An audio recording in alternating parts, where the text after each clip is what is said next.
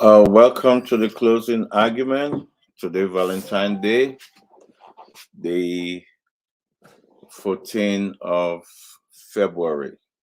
So, welcome to the closing argument. Henry, can you come on, please?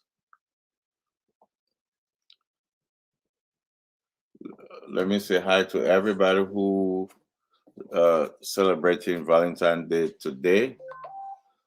We can say hi to everybody who's celebrating Valentine's Day. Henry, are we on live? Can you come on, please?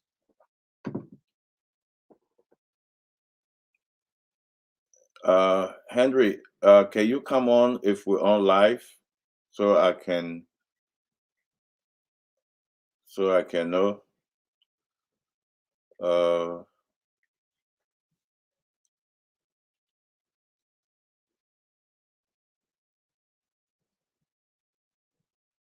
oh, Let me check if we're on live.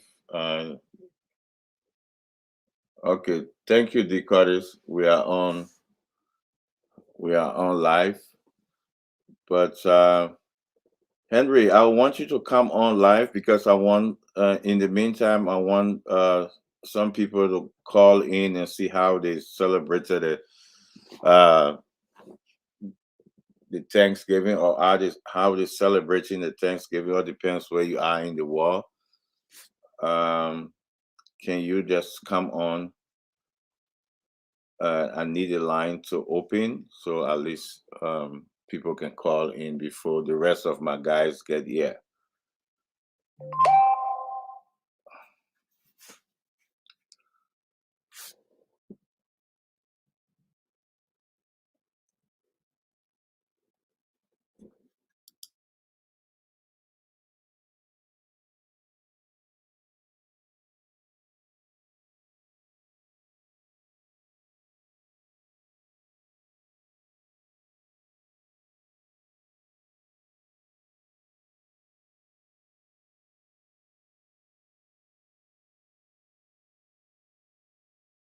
I'm trying to get the phone line to open. I'm just um, chatting with the guys backstage to come on so we can open the line so folks can call in.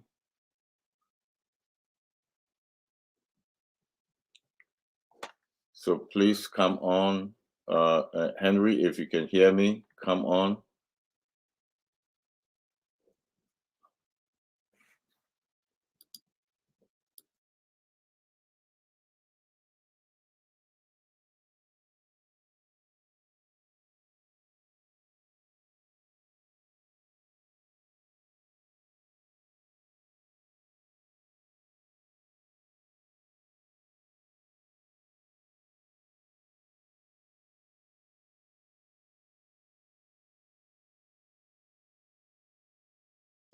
Today we're going to be having uh,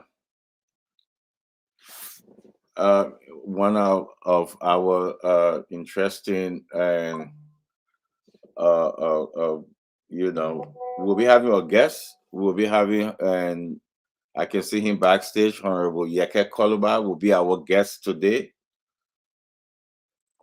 and I can see him backstage. Will be coming on. So, guys, you gotta get ready for the fire.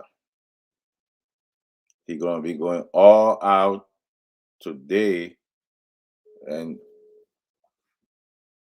he's gonna be going all out today, and then say what's on his mind. As you guys know, Yeke Koluba don't hold back. I can see him backstage, so he will be coming on. So share the show. D-Card, share the show, my man. Share the show. All you guys out there, please share the show.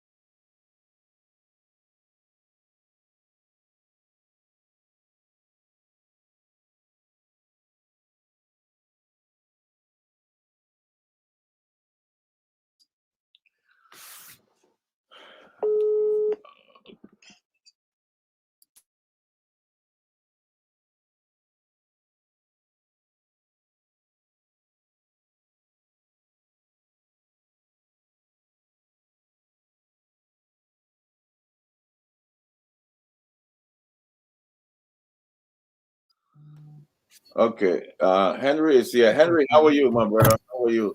Uh, When I tell you, I say welcome. okay. Um, we we want to open the line. I see you off. Come on. I see you going off again. I can't hear you, Henry. I see you in the back, but you going off. Let me add you. I can't hear you.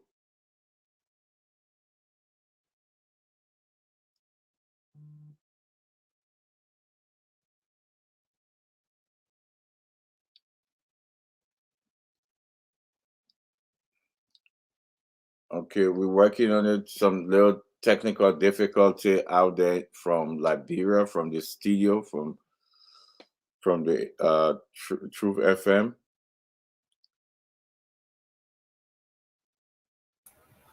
I think it has been resolved. Okay, thank you. Okay, uh, Henry, what I want us to do before the guys they come back, I saw and Honorable Yekeko and backstage, but I think he logged off again. I want you to at least open the line. Let hear from people how they celebrated the Thanksgiving. Sorry, the Valentine Day. That Deacon is putting some Thanksgiving thing that confused me. so just open the line so at least just for 10-15 minutes before the guys come. Like, let's hear from folks back home and abroad how they Okay. celebrated the Thanksgiving. The The Valentine, the Valentine. Valentine Day. Yeah. So that's it. You placing your call to 077701763 Tell us how you been spending your Valentine, or how are you spending it now, because maybe some people already went out and some people are back home. How you been spending it? How are you spending it? Maybe some people already in their home are running it in their quiet or purple corner. So I get a feedback from you on how the Valentine is going with you. A 777017635. That's the number to call, and they're gonna be live. This is a very special edition here on the closing argument today, where you have to tell us how you spending your Valentine. At 777017635. That's the number to call, and then you're gonna be live on the closing argument.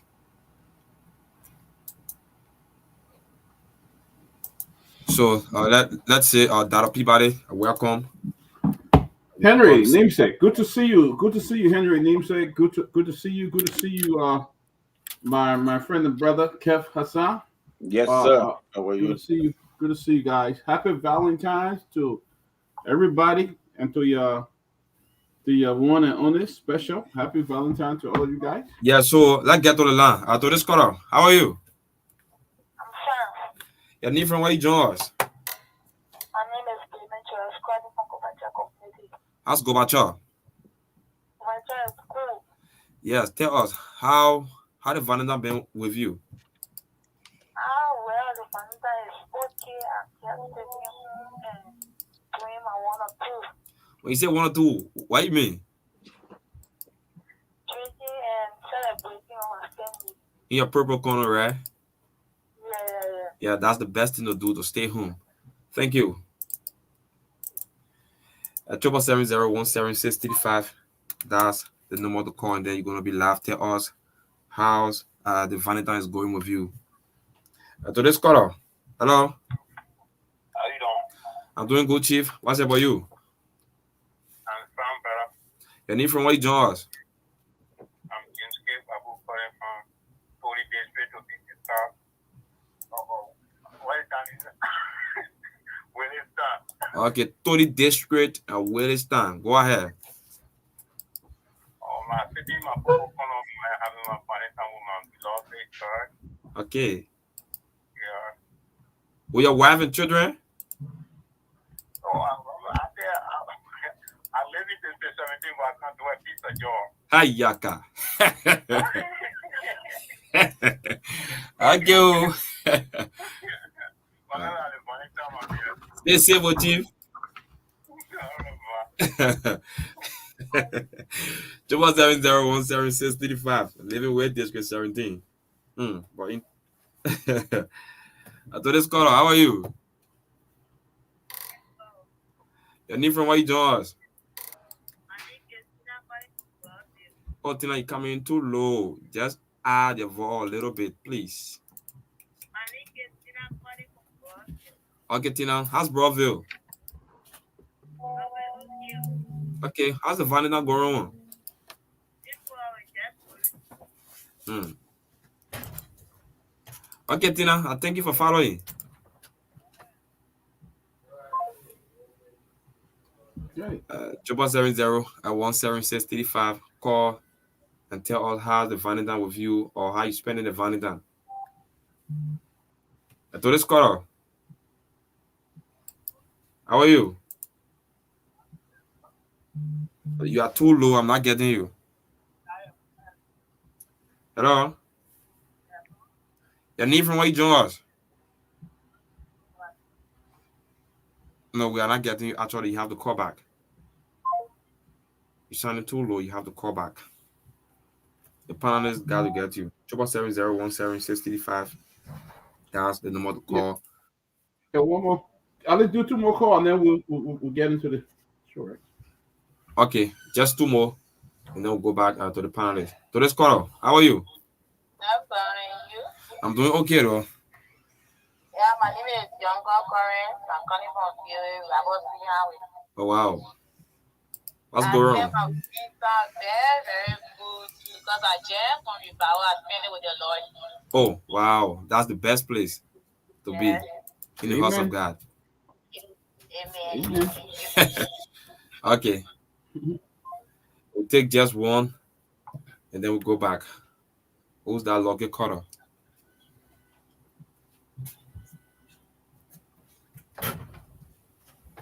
How are you? Yeah, I agree. I'm doing good, Chief. What? Yeah, my name is Robert, and popularly known as Political Slata. Rabbi And who? Robert Harris, let me appreciate you, hello.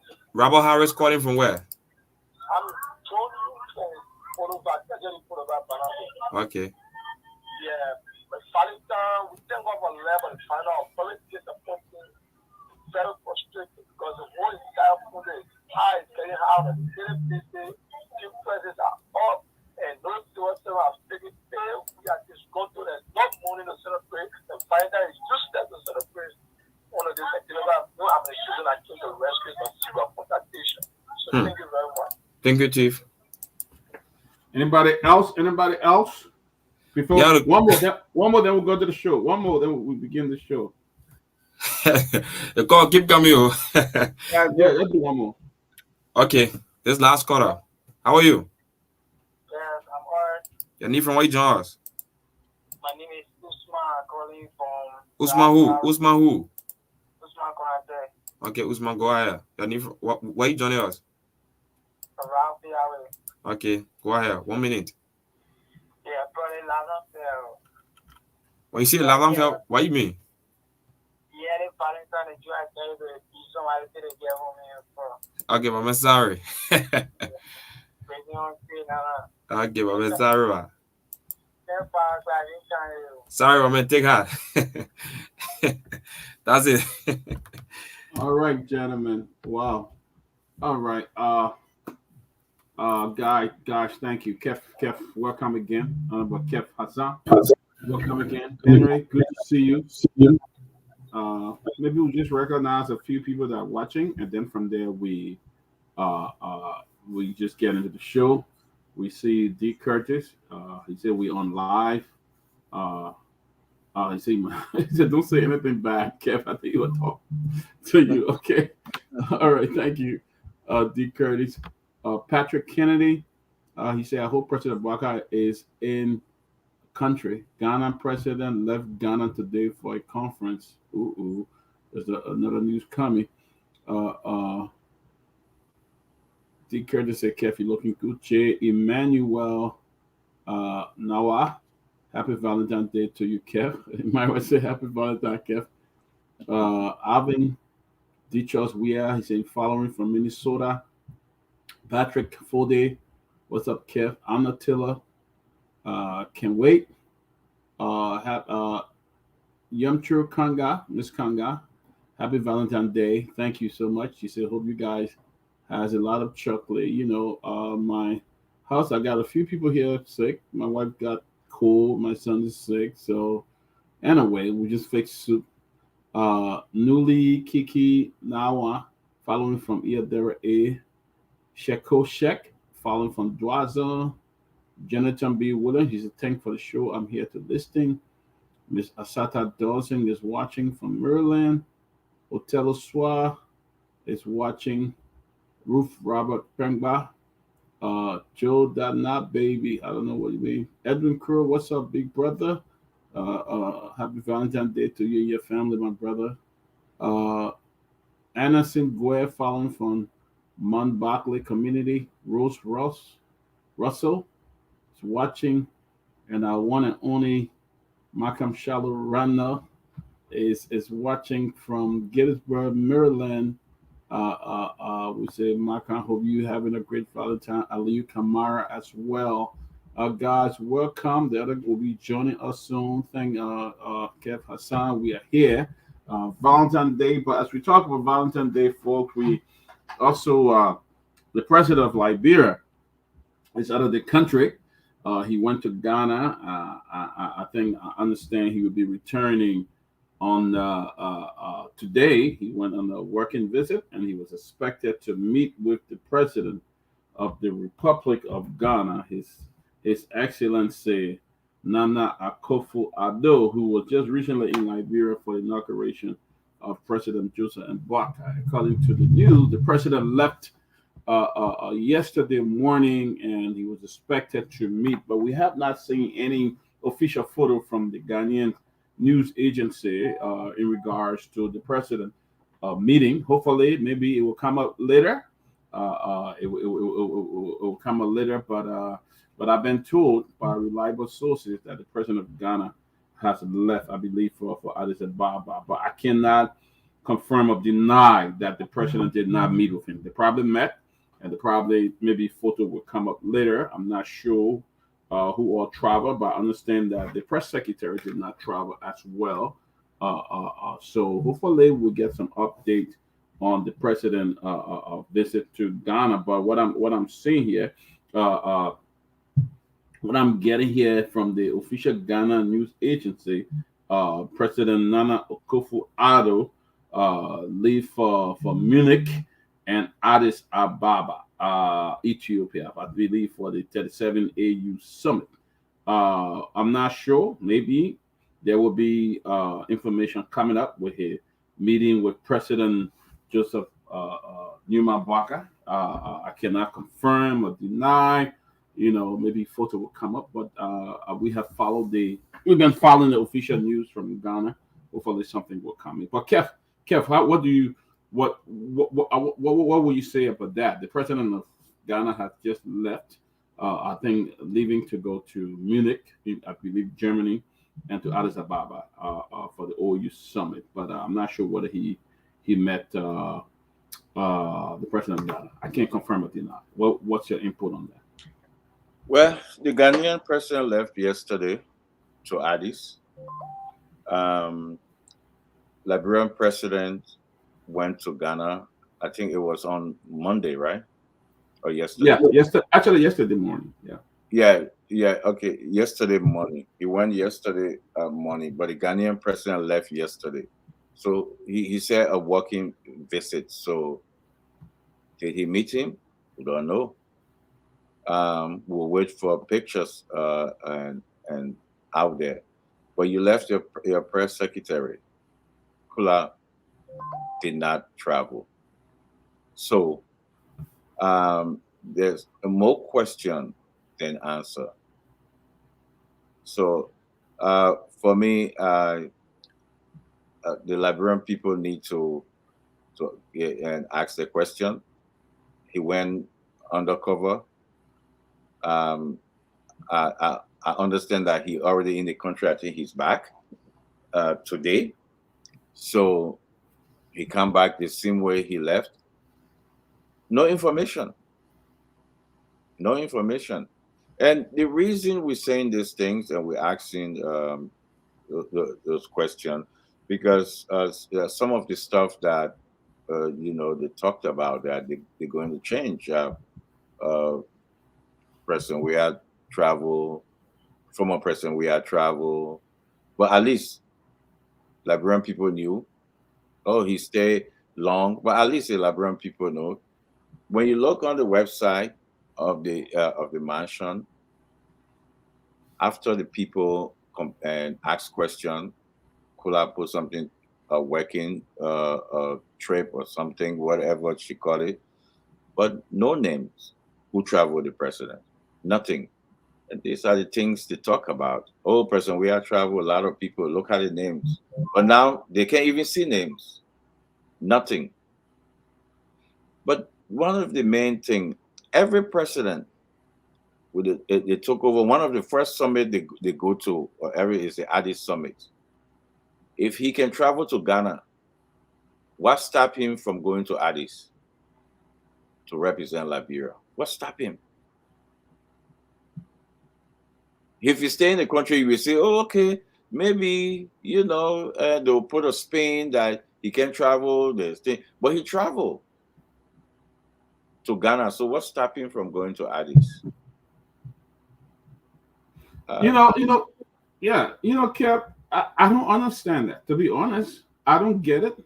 Uh, uh, uh, the president, this should be his first trip to the EU, I mean the AU summit in Mhm. Addis Ababa, and it is the president was able to fly to Ghana for 2 days, and he did not show. He could go to Ghana for 2 days. He said it was a working visit. So you're saying that the AU summit is not important for the president to go, but he could fly to Ghana for 2 days. We don't know who traveled with the president. They did not provide any of those who were coming in the president. We did not get a official. I mean, I followed the Ghana news agency since morning. I did not see any official photo, of the president of Liberia and the president of Ghana, any kind of robber ceremony. And what was most surprising is the press secretary did not travel the president. Normally either the press secretary or somebody will try the president to keep us updated of what the president activities like or what's going on, who's in meeting and all of that. I mean, it was just so I'm wondering whether it was a private trip or the official trip. Maybe they're going to show photos. I don't want to talk for them, but I cannot deny that he did not meet President Abdul or what. But I'm a little bit concerned as it is going now, as the situation is going now. The president back in the country. I don't know what. I mean, I'm not sure whether he's back yet or he's on his way to the country. But I mean, something kind of fishy here, Kev, because uh, uh, uh, uh, with no information provided to the Liberian people. Who's going with the president? What is the visit? Who did he meet this morning? Who he met yesterday when he arrived in Ghana? What was the discussion? What was held? I'm not hearing anything. Kev, I don't know. Something not right. I just don't want to jump to any Yeah, kind of but something anything. is not right. Not even you left the country slow way. You come back slow way. So something there is not it's not right. But the Liberian people that voted for him uh, was told this going to happen, but they denied. They say, "Oh no, it will not happen. We will receive change. We will get change. This will happen. This." But look now. Just imagine. Less than a month, the Liberian people don't understand what's going on. Nothing going on. Folks calling, they're not receiving their pay. They told us they can handle this. Liberia will be better. On day one, we got tips, we got everything on day one. They said they can handle this, but nothing. No sign of changes. You cannot even explain to the people, no sign of transparency to say, look on the Marshall website to say President uh, Josiah Yuma Boka is traveling to Ghana on a working visit, accompanied by X, Y, and Z. If you cannot take your own press secretary who's supposed to report to the Liberian people, come on, come on, Dr. Peabody. But Yeah, this is and you know what that's they what put that for, you that's know. that's what I'm beginning to be a bit We get concerned. the honorable Yeke Kolba in Yes, the back. let's Bring bring him the up. honorable in, honorable Yeke Koloba. Bring Folks, him up. please You gonna bring him on? Okay. please share the show. Share the show, folks. Share it. A lot of people are please share it. We'll put it on the YouTube page soon, but please share it. Folks, we joined by the Monterrado talk tough representative who say it as it is. Honorable Yeke Koluba. Honorable Koluba, welcome to the closing argument, folks. Please share the show. Please share it. Just click the share button. Honorable Koluba, welcome. Welcome, sir. Thank you. Am I okay? It's a pleasure being on your show tonight. Yes, we can hear you. We can hear you, Senator. We can hear you loud and clear. The Liberian You people are are very, looking very forward low. to hear from you and to talk. You can hear me? You can hear me? You are very, very low. Honorable Koluba, can you hear me? I don't know why. Keff, Oh, you can hear can me? you hear You can hear Keff? me better? You can hear me better? Honorable Kolba, you can hear. Honorable Koluba, can you hear us? I think he gone back. Yeah, I think he need to go out and come back in. Yeah. Yeah, the honorable will soon be coming back on. But I mean, this is I don't know what's going on, but it seems like information dissemination is not going forth or it's not being clear. There's not a lot of information that we're hearing, in regards to our president travel. So I just hope the senator will be back on and he will talk to us Yeah. about what his No, he's but representative, not the senator. according to the representative will be back and we'll talk about this. But it's just kind of fishy that the president traveled on the phone when he left the country, You and know, then they have a we have a say, from our Mandingo people, right? Yes, they always in Mandingo they're saying you cannot buy a cow for the voice. You cannot just hear the voice of a cow and then you go and buy it. You go and buy it. You have to see the cow. That's a saying in among Mandingo people. But you gotta see the cow. You can't just hear the voice and then you buy. So what the Liberian people bought? They bought a cow by they hearing the voice, and that's why you get it. That's what you get. You get because when you make a decision based on hate, not on the yeah, issue, yeah, you end up today and Valentine's Day, right?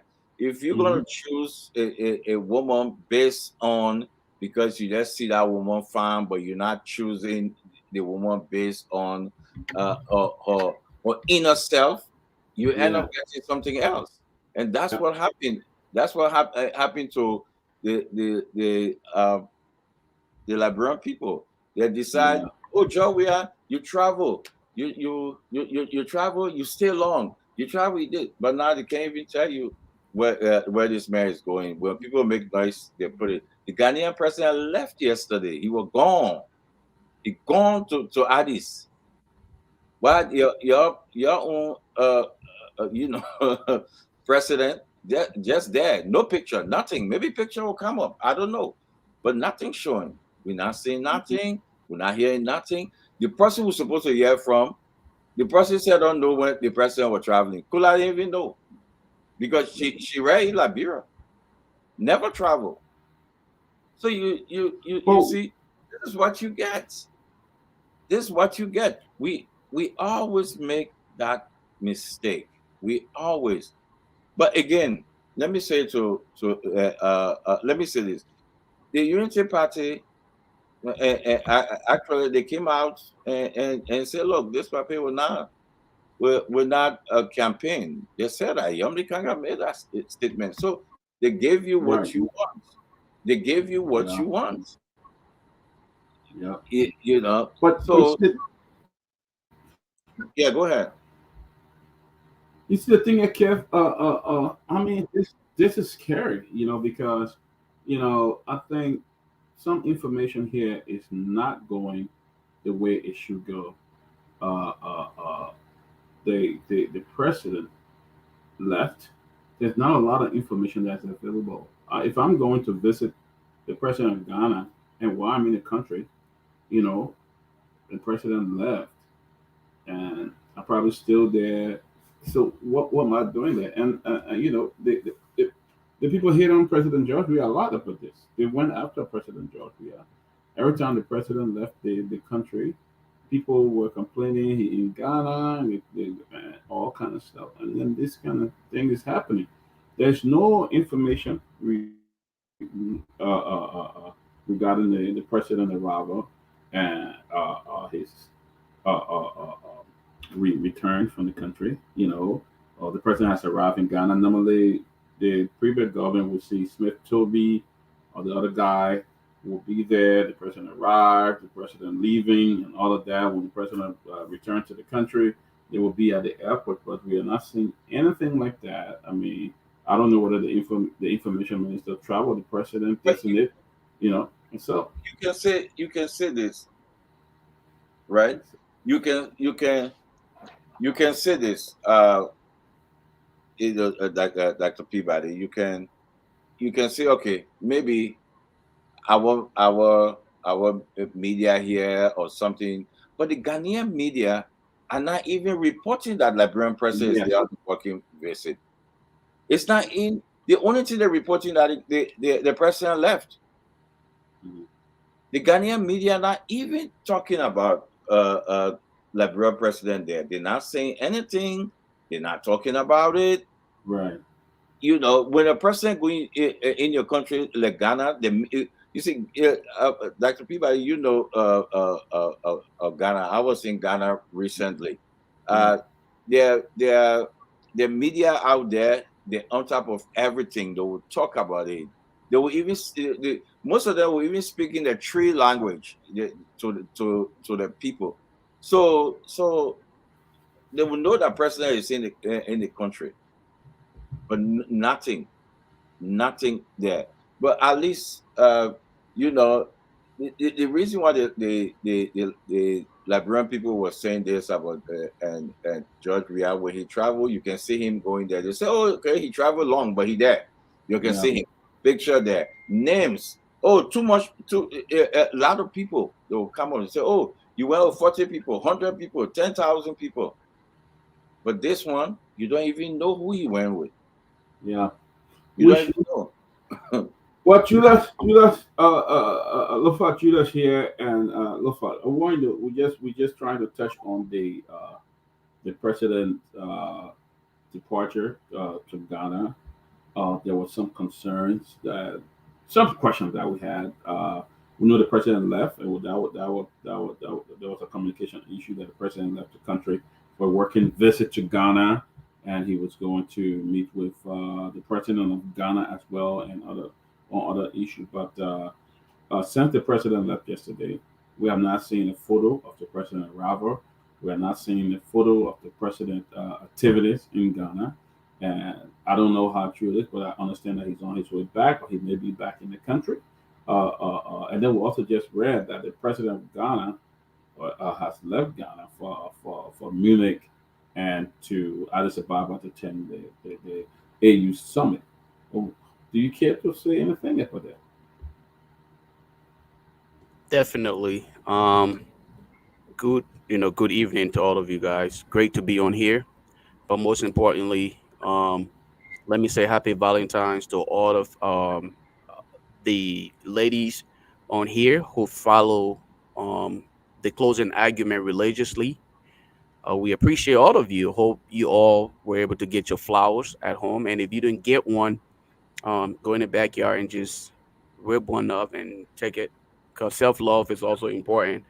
In addition to that, I want to use this opportunity to extend birthday greetings to Sis Cindy Martin Paye. Today she celebrates her birthday. Happy birthday to you, Sis Cindy. Hope you have yourself a wonderful, wonderful day. Great woman, great heart. Um, Again, a role model for most young people, young Liberian women. We appreciate you for everything that you have done and continue to do in Liberia. Your continued advocacy means a lot, especially with the consistent fight and your consistency in what you believe in. Um, you know, that let me be honest with you. I'm not surprised to hear that the sneaky travel on the part of President Borkai would be to this level. I'm not surprised that the United Party will refuse to communicate with you, because during the elections we highlighted these things, okay, and it appears to be we were running propaganda.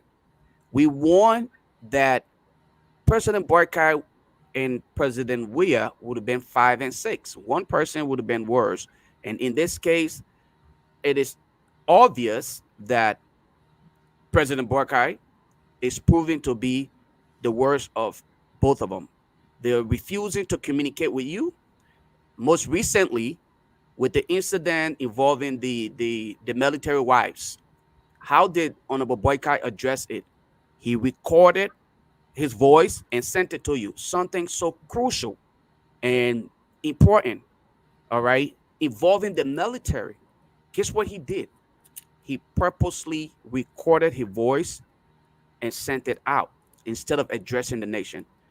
Yesterday, we kind of glossed over his travel, and people were justifying that, hey, he shouldn't have to tell everybody about his travel. It is up to him. The same thing we complained about, about when it came to President George Weah. We complained about his unusual travels. What did it yield in return? And here we are again. The president claimed to visit Ghana. His visit to Ghana, what is it about? Okay, what do we get in return? Because he's not traveling with his own money, especially due to the fact that, look, today, what's today's date? Today is Wednesday. It's working day. The president traveled yesterday. For what? If he traveled for work, what kind? Why are we not being notified like our neighbors? You saw I just posted for you the news article from Ghana, right? Yeah. They posted the fact that their president was traveling, where to and for what. Are we not good enough to get this information? Why is the president being sneaky? Why is he being sneaky with his travels? Whether he's traveling commercial or private, why are they being sneaky about it? What are they hiding? What is so sinister about his travel that they're refusing to notify the general public? Should we be taken from the blind side? Should we sit here again and God forbid something else happen, and then people say, oh, the president is not in the country? Who's in control? Who's dealing with things? Why the president? Are we going to get another George Weah? Is he leaving for 40 some more days without notifying us, and we will have no idea as to what is going on? Kev made a salient point here earlier. Kev said, at least President Weah travels. We were notified. We saw all the extra baggage that went with him, whether it was expensive or not. At least we knew how our money was being spent. We saw the Calasco. We saw all the ministers that needed not to be on these various trips, on those trips. We knew at least how it was burning us. It hurt. It was painful. But at least we knew how our money was being spent. In this case, they think within themselves that, look, the best way to do this is to be professionally involved in all of the corruption. Let's see how we can hide it, how we can cover it. People were warned from the get-go. This will not be business as usual with the help of technology today. Liberian will be informed. We will do due diligence. We will reveal to the public the kind of leadership that they signed up for. This is embarrassing. This is disheartening for the group of people who claim to be professionals, masters at what they do. They claim to have all of the experience and educated ones to come and start leading in this form and manner. It simply tells us that these guys were not ready. I don't think President Boycott really wanted to be a president. I think it was just few people in his circle who literally wanted to use his popularity to put him somewhere where they can enrich themselves at the detriment of the suffering masses. And this is what we are experiencing on a gradual basis. Why is this so hard? DeLong did the same thing. Okay? The sneaky behavior, he lied about his plane ticket. Are we going to get another story made up from President Boycott upon his return? What is so big about telling us where you're going? If you're going for work, let us know what kind of work you're going for, because you're not taking it out of your pocket.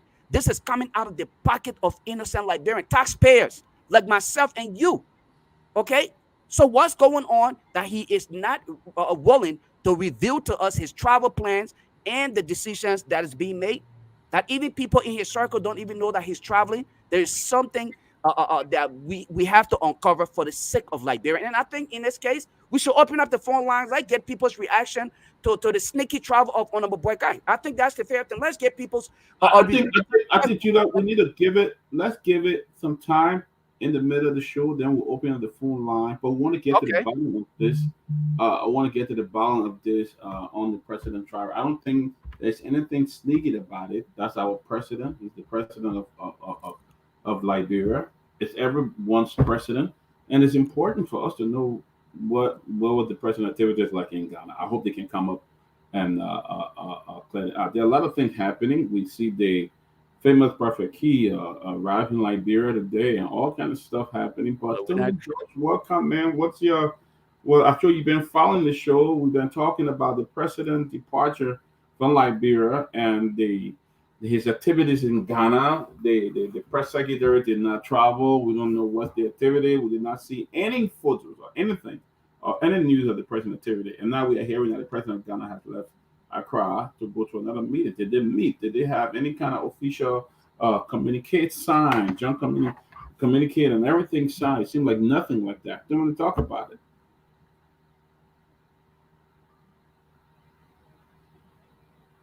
Can you hear us, Dominic? I don't know about Yeke was here. I don't know where he went. He's not. We're looking forward to hear from him. Oh, guys! Happy Valentine's to all the great people out there. Everybody's happy Valentine's, everyone. I know Kev, you know to call Valentine.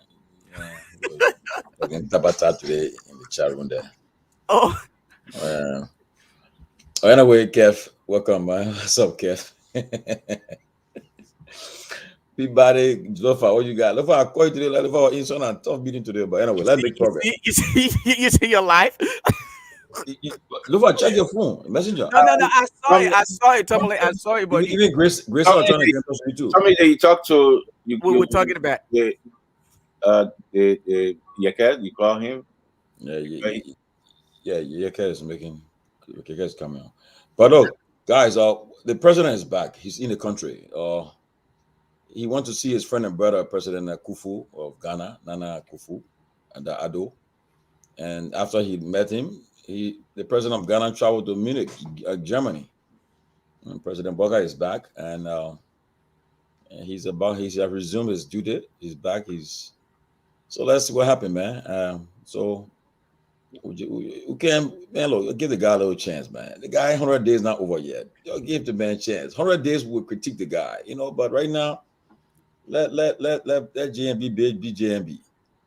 JMB already facing heat from his alliance, the UP alliance, and his party. I mean, I talked to one of their close people today, and they're not happy at all. It's true that they're not happy with their promise they have made, and in fact, but I mean, it's tough, when you in a political arrangement and you with an alliance. It's hard though, because don't forget, during the second round, a lot of endorsement took place.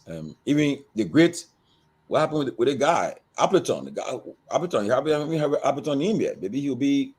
We know Appleton. People that all he people that from his side, they have not even being called yet, and so I think. I mean, honestly, it's true. They are going through some tough times right now with their appointments and their internal wrangling, internal issues going on. What I'm being concerned about is that since they took over, there have been a lot of cases about the willing and dealing taking place. But when you ask somebody, they will tell you no facts, but it's of concern that every day you get up and say someone is involved in this one, that one, and so forth. It's of concern. I hope they address these things that are happening. But again, that we said they are under scrutiny, especially at this time we're in. They'll be scrutinized accordingly, and so we just look forward to see what happens. But again, uh, President Boga is back in the country, and I think according to the press release, he went for a working visit to compare notes with his friend and brother, the president of Ghana, and so I think he's back. So let's see what happens. So Tomalin, my Mhm. question, and that Peabody, I don't mean to kind of jump in here, but Tomalin, serving as a spokesperson for this government, maybe you could No, tell us. I'm not a Well, spokesperson. No, well, I'm not saying I'm, you are, but you're I'm serving just in being, that I'm just being, capacity. I just let it be objective. That's all.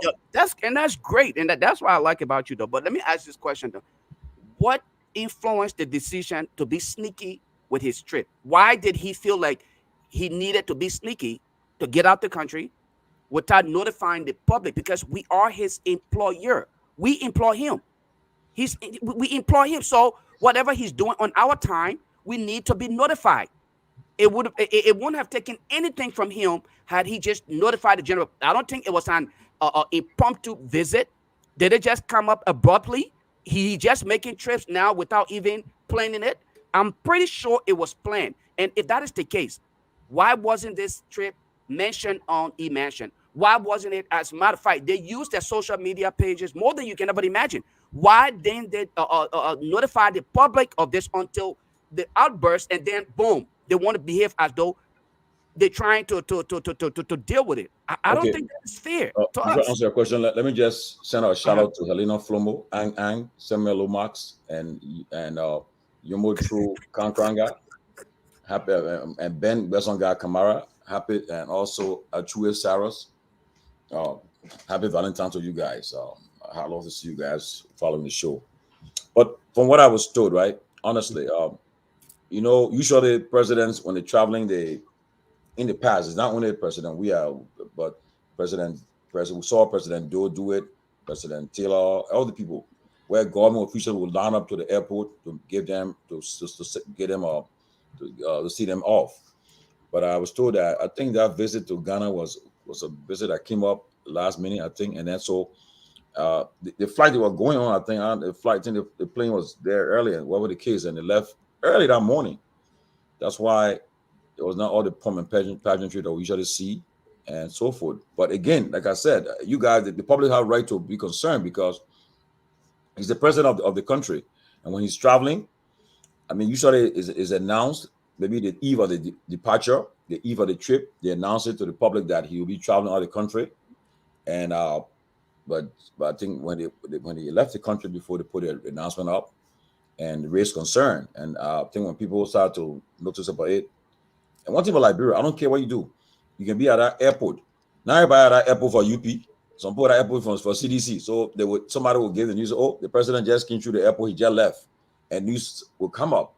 And so once it came out, the executive management came up with a release quickly and put it up there. But again, they probably have concern. They have the right to raise the concern. It's true though. But what difference does it make if somebody for UP or somebody for who? Isn't that the pressure? I'm trying to say, Peabody, because if you think you are doing it quietly, somebody there seeing it, somebody there watching to see that he left that time, and will say, "Oh, the president left early this morning," because since it wasn't announced the eve of his departure, only a few hours after he left the country before they came out with the release, so people came up, especially somebody in the press already. So it's concerning. I mean, people have the right to, the public have the right to know, and he's a property of the Liberian people, and every time he makes a move now. He traveled with the EPS are being paid by taxpayer and everybody. So the country need to know what happened to the president. So I think But it's right. what you make of since his departure and his return, there has not been a single picture posted of his activities. Meeting with the Ghana president, the press secretary did not travel with the president. So then, what do you make of that? I mean, as I said again, I mean, all the thing raises concern. When the president travel, no matter what kind of a visit, whether it's a 30 minutes visit, whatever the case, the public need to know. Public need to know exactly what happened in Ghana. The president need to everything you should be aware.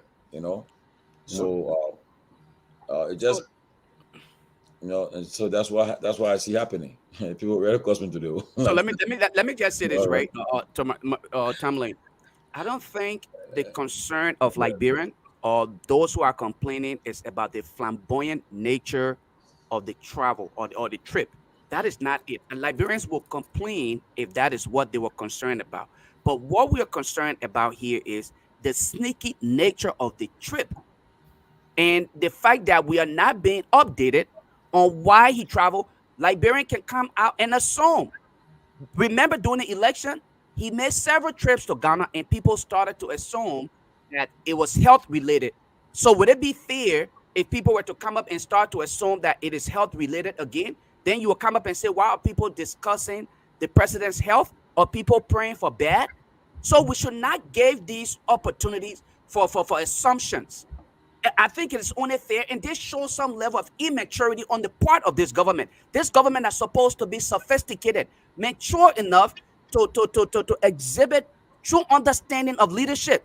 To come out here today and do these kind of things where you're sneaking and expecting us to assume that okay you're doing it. No, let us know why you're traveling, when you're traveling. That way we know that our president is traveling, and all of us can go to our churches and fast and pray for his safe return or for success on his trip. But we are paying him for every trip that he makes. We are paying him taxpayers' money. We want to know what is going on. We're not worried about the flamboyant trip that President Weah and his entourage were exhibiting around here. That is not our concern because we frown on those same things. We told them that we didn't like that. There was no reason for that, for people to have to leave their offices to escort the president when they could have been at work.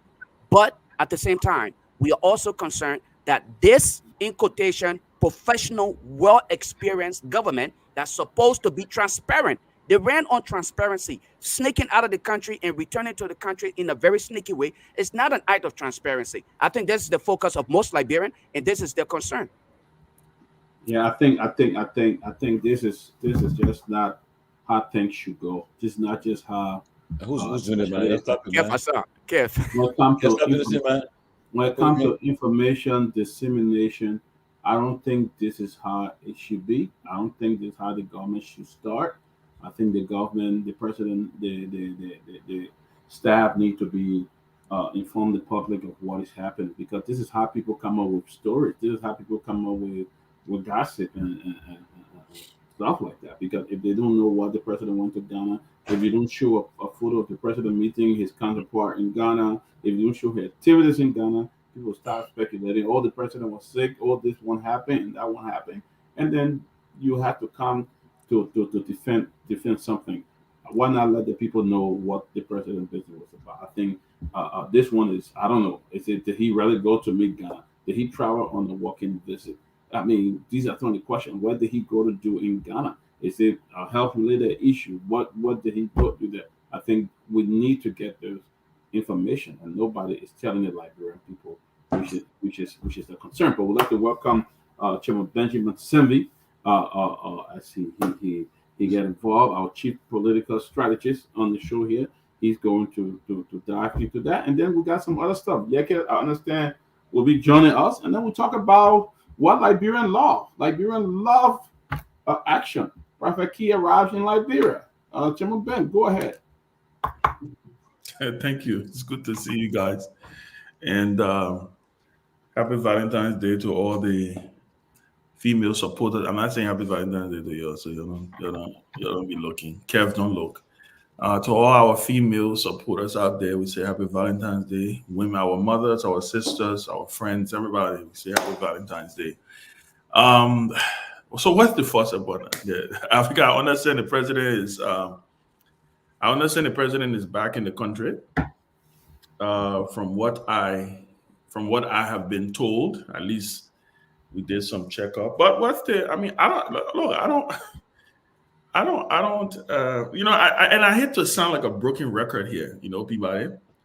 Um, I don't know. We'll wait to hear. Maybe tomorrow the executive mansion will give us some updates on the president's visit. What was secured from this visit? What was secured? He is he's back in the country from what we understand, or is on his way back.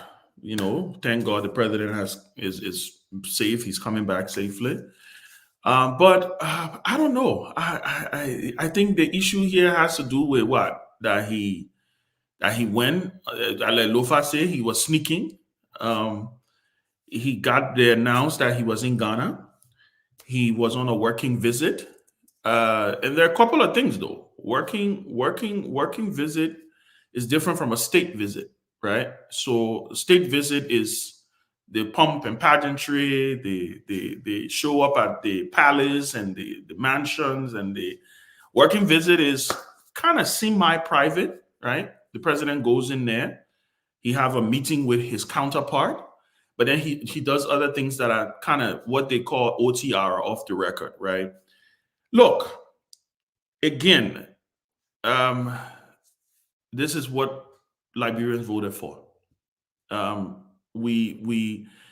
think again, let's wait. I'm willing to give them the benefit of the doubt. Let's wait to hear what they. Then I'm sure tomorrow, maybe when they're doing the presser, I think the press secretary will be addressing the media tomorrow, or whatever day she will be addressing the media.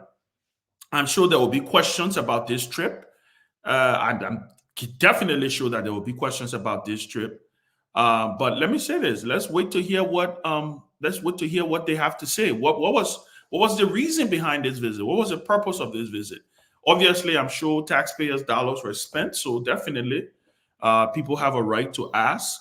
On their way, how he left the country, I think I said it yesterday. You know, he decided that it was an early morning flight. He left the country. The issue was statement. Let's wait to see what they're gonna say.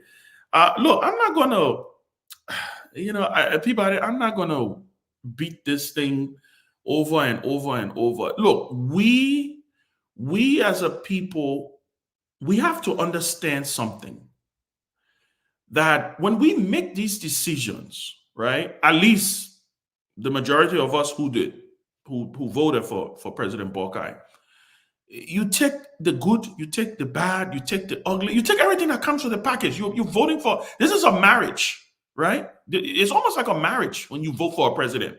This is like a marriage. You accept the good, you accept the bad. The day you can't do it anymore, you divorce. That's when you go to the elections. If you feel you want to renew your vows, you give the person another lease, another chance to court the person. So I'm more interested in what was accomplished. That's what I'm interested in. If nothing was accomplished, then let them tell us that nothing was accomplished, and then we move on. But I will repeat, Joseph Boakai has Joseph Boakai, this is the way he wants to govern. This is the way he wants to go about doing what he's going to do. We watch and see. We watch and see. But gentlemen, I think that's what it is. I think people you mentioned about Prophet Key again. We welcome. I mean, I'm not in Liberia to welcome him, but welcome Prophet Key to his country. Liberia is his country. Let's not forget, Prophet Key is a major stakeholder in our politics. I see Lofa want to. Ben, seriously, we are enabler of bad behavior. Seriously. Listen. But you come here attack me for my opinion? No, I'm not attacking. I'm telling you. Let me end my thought now, Lofa. You know what? Let me end your thought. I'm not going to talk about what we welcome the prophet. We welcome the prophet back home. The prophet played a major role in shaping the minds of our people. Look, I don't understand why we're acting like we don't know the country that we have. And I am sick and tired. It's almost like I'm sick and tired of being sick and tired. Whether you like it or not, Prophet Key is a stakeholder in your politics. Accept it. Accept it. Prophet Key is a stakeholder in your politics. And so when he gets to Liberia, he will get the return and the welcome that he received. And guess what? There are people who will follow him. He ran. He was strong. I heard, by the way, I listened to his interview, and I was deliberate in trying to listen to what he had to say today. I was doing my work, and I had my earpiece in my ear. Prophet Key said he is going to see the president. He said, and if the president refused to see him, then he would know the president is a faker. Because he talked to the president during the election. He got the president on recording. And the president told him, he said, my man, we got to rescue the country. Prophet Key is a stakeholder in our politics. Live with it. That is the country you have. I rest for now. Sylvester just came in. Let me just talk to the guest. He's trying to come on. He say he's having a network difficulty in his area, but he's trying his best to come on. So he may come on anytime. So let's continue with the show. I just spoke to him, so he's trying to get on the show, but he's having a network difficulty. But so anytime during the show he may come in. So let us continue. And I hear the president just made an appointment. Director General of the Cabinet. Director of Cabinet. What's his name again? Nathan Kwabo. Right? Nathan Kwabo. Nathan Kwabo. Kwabo, Mr. Kwabo. Kwabo. But let's go to Sylvester. Sylvester, you've been following the show. You've been listening to every discussion. What's your import? Yeah, I would just take it from where Ben stopped. The peculiar nature of our country is the way we look at things, right? But again, there are folks that play a role from this and the rest of that. And you saw what happened today. He was not only that they welcomed him in Liberia, but one of the biggest talk show hosts even play host to him this morning or the rest of that. Yeah, he is. He's going to have a stake in the Liberian politics, and he boasts about that himself whenever he's online. He says sometimes people you have 2,000-3,000, and the last time people in the area, the Bananza area, I had a conversation with a group of market women from my community that said to me that they will vote. They will vote because Prophet Key is saying this to them. So they do have a stake, very serious stake. But again, I will quickly move back to the situation of our Liberian presidency. I'm one person that believe in looking back in government, looking at the responsibility of government, the Constitution very well. The Constitution is very clear. There's no need for the president to surreptitiously leave the country. No need for that. And with the kind of surreptitious nature surrounding the president's departure, I think one of the reasons was to not allow folks to see the plane that was taking the president out. I want to believe they don't, because the issue is that when you are not in government, and that's this thing I learned from the former president. President Seti said this before. If you are not in government, you can throw a lot of political misa. You believe that everything is just smooth. Everything going to be a sugar daddy ball game. No, it's not that way. She threw a lot of blow at Tito at the time Tito was president. When she came and took the matter of authority, there were a lot of criticism that came across her, and she felt that, yes, the weight is huge. People believe President Weah took private plane out. Today, there's no precedent whatsoever will be comfortable in just flying along this issue about commercial plane, the rest of that. So that's the problem. But what they will have to do, they will have to come to this reality and just sit the fact that they will have to always make personal arrangement to have flight taking the president out. You won't always allow the president to leave around 5 in the morning. Even if it is 5 in the morning, Lofa and the rest of the folks, there will be folks on that airport that will capture the scene. Even if there's 2 in the morning. For instance, Air Morag leave around 2, 3 in the morning. There are folks on the airport, right? Even if it's 1 in the morning, you still have. So the basic line is, we move to the process and allow here, if it is a working, because that's it.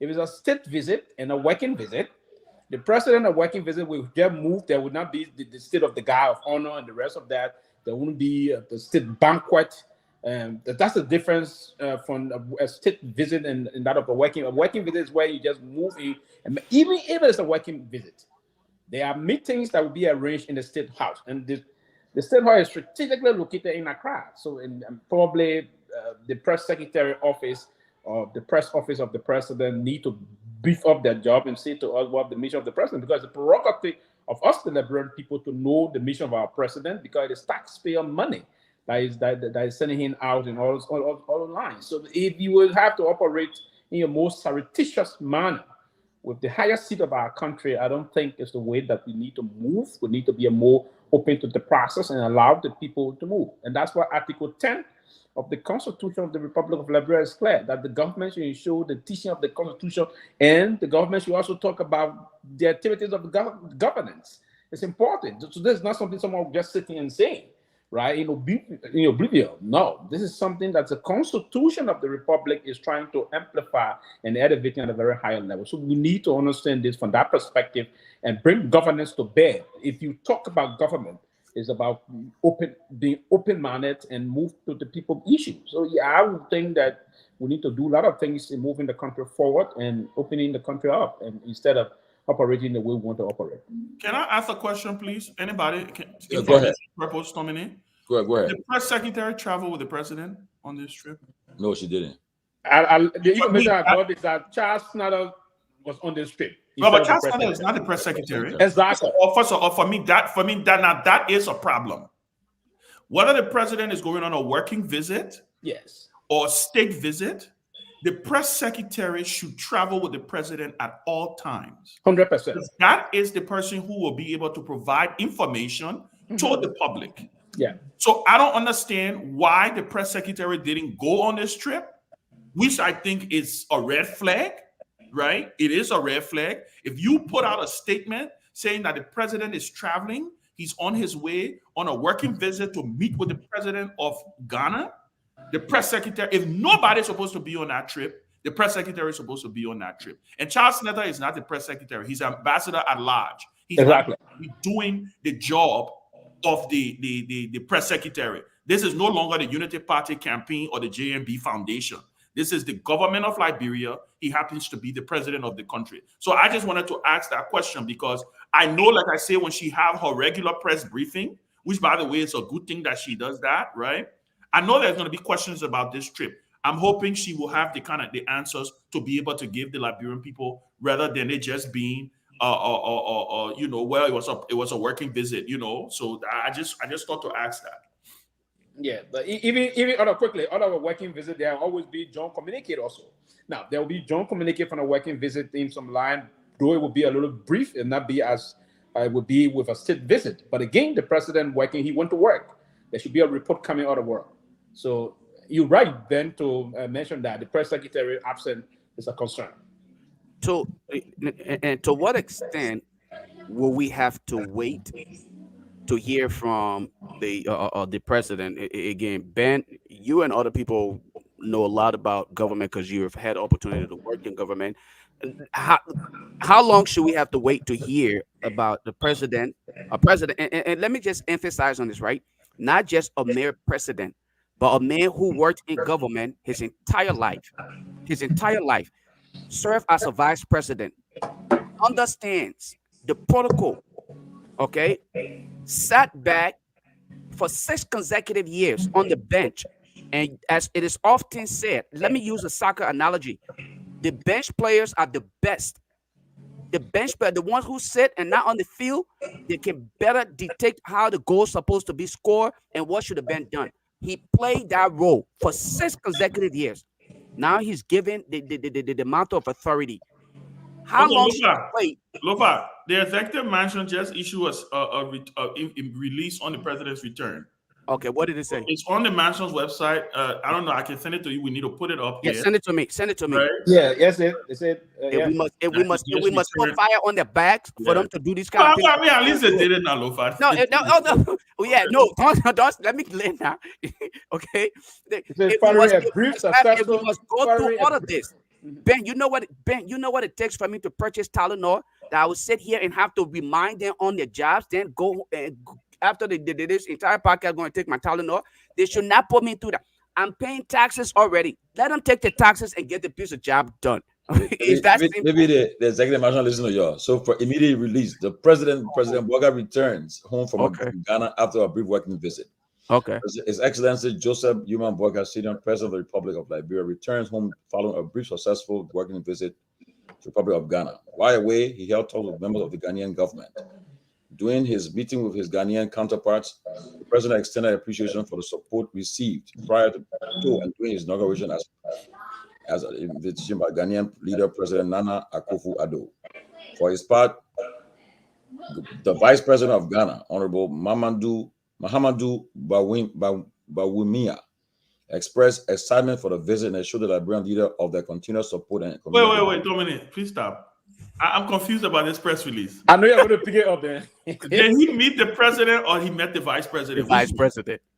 Because I think from what I've seen, we got to see clarification because yeah, please see clarification for the press release.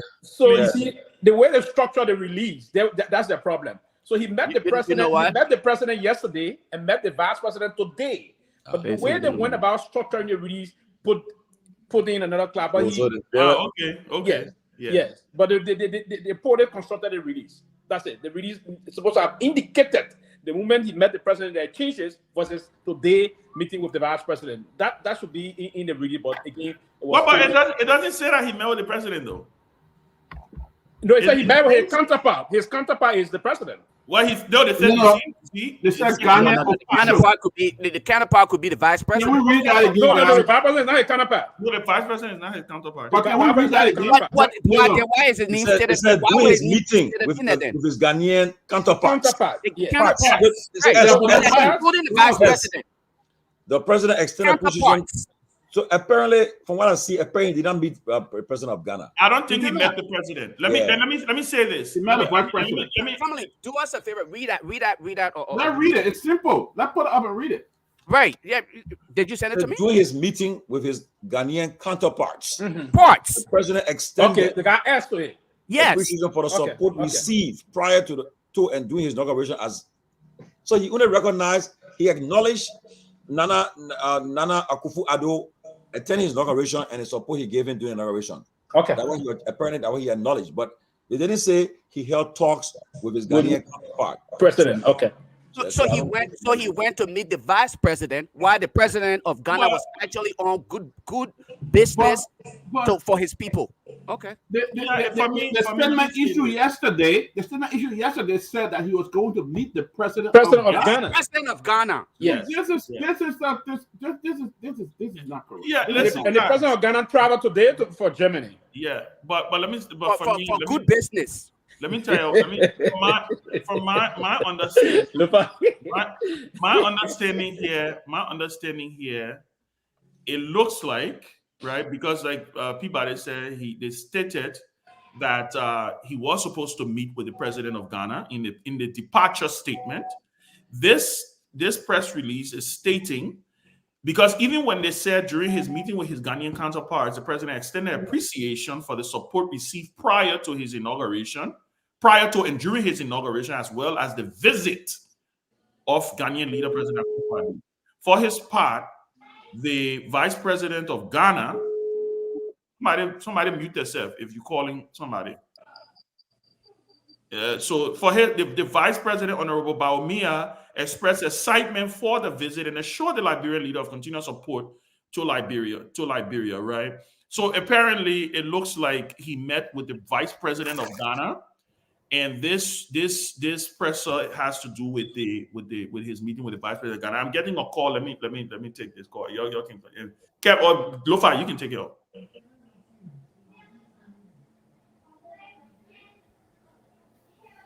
It's a press release, by the way, guys. I was muted. Sorry. Again, we are here. We find ourselves in this little circle. All right. The part that really puzzled me in this entire press release is the inability of a government that is supposed to be mature to even address the situation on hand. We had to take whoop and run behind them for them to even notify the public. One, that's the first thing. We literally had to whip them around to notify the public of something that they should have done way before you even had the opportunity to talk about it. This speaks to, again, the level of immature governance that we did not expect from the Unity Party government, a government that was in power for 12 consecutive years. Okay? Sat back as spectators, claimed spectators, and now came back. Are these guys just simply telling us this is the continuation of the CDC government? Because everything they complain about is what they're doing right here. Can we honestly say this is a continuation of the CDC government or President We Are government? Because they're doing exactly what President, or probably even worse than that. So let's bring Robert. Since you, actually, let's hear from Kev, and then we'll bring Robert in. Kev, let's hear you chime on this. Kev,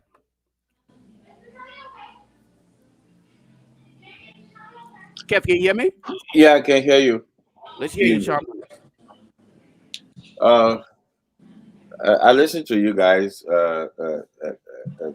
quietly. I see guys trying to, um, I see Ben try to put a lipstick on a pig.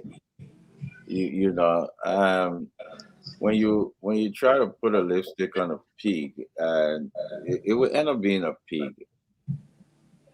The- he went there, no pictures. The two press release contradict each other, and then folks want to come and say things. We believe he went there on a different mission. Ado left yesterday, and he did his thing. He come back. This is what Liberia voted for. Liberia gonna get it. He didn't even take his own press secretary. You need rocket scientists to tell you that it was not no working visit. Let's see the picture. The Ghanaian government are talking about it.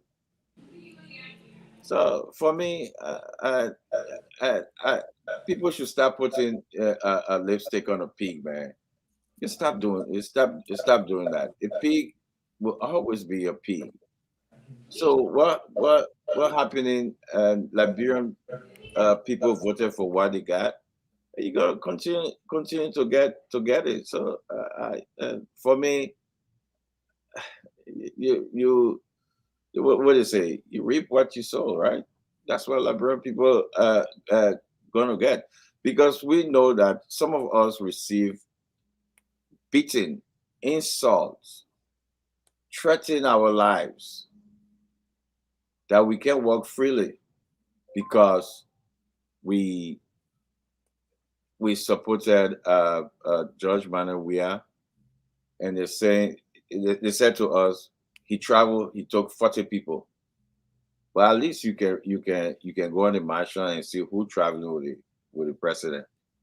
At least you can know the president in some Arab country. You will see picture.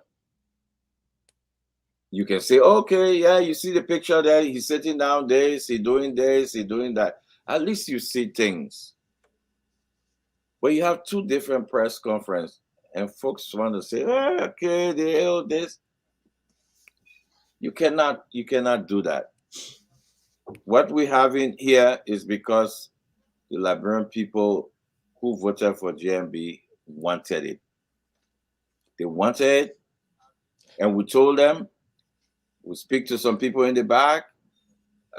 We talk to other people. We come on platform. We shout. They call us names, but that's it right there. That's it right there. You know, can anybody here tell me who went with JMB? Can anybody here can tell me? Don't guess. Can anybody on this platform can come out and say who traveled with the president? No. You know why it's no? You can't tell me? Because it's not on the Mansion website. Can anybody tell me here that the Ghanaian press talk about it?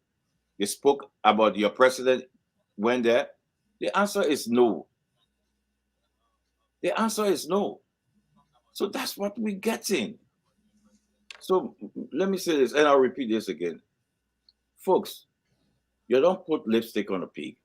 Don't. Thank you, Kev. Thank you, Kev. Sylvester. I wish Yeke could come on. Yeke got some to sit to your ego. Sylvester, go ahead. Yes. So basically, But Tomalin, why don't we try to call him on the phone?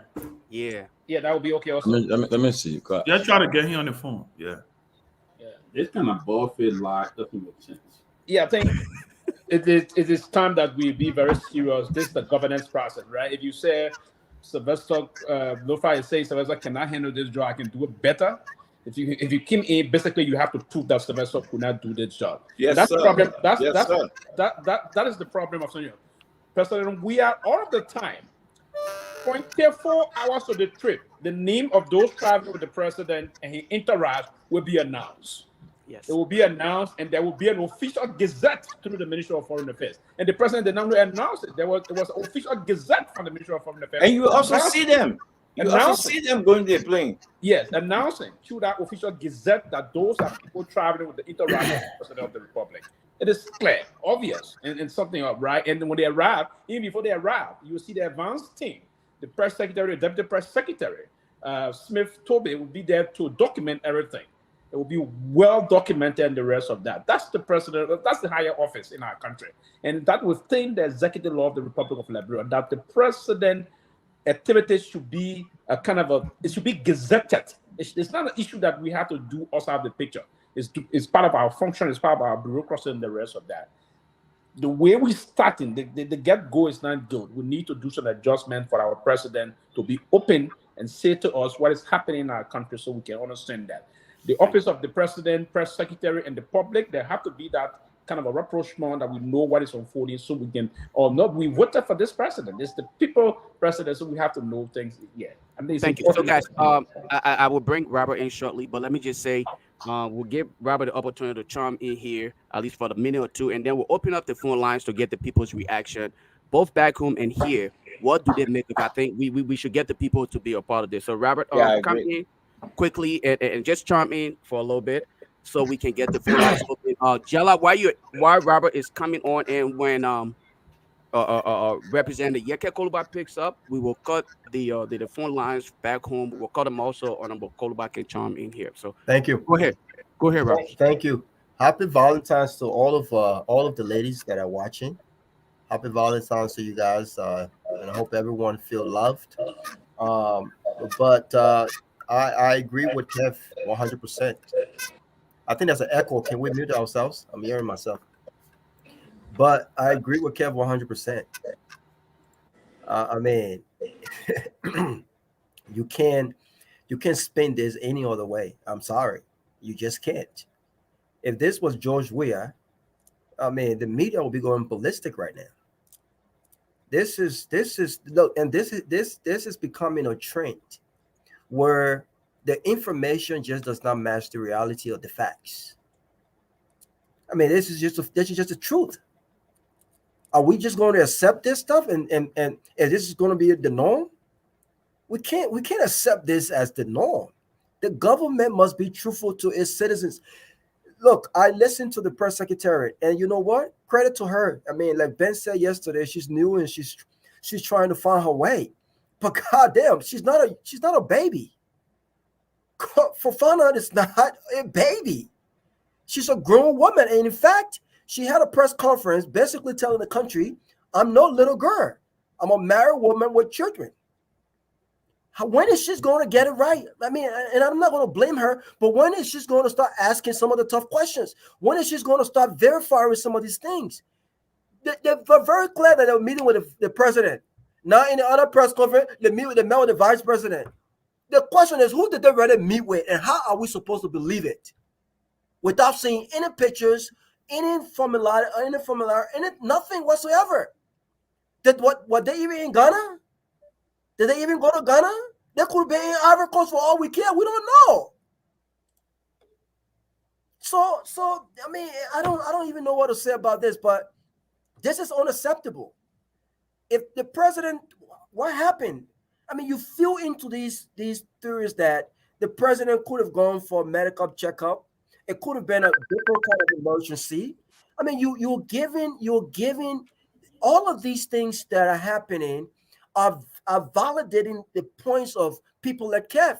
Kev said the last time that he thinks this was a medical emergency. Do I believe Kev 100%? No. But if we are to believe the government, then the government must be forthcoming.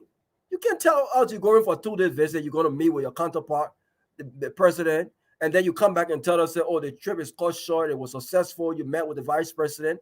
Where are the photos? Where are the videos? You promised to bring the government to the people. What you are doing is a total contrary of that, and this is unfortunate.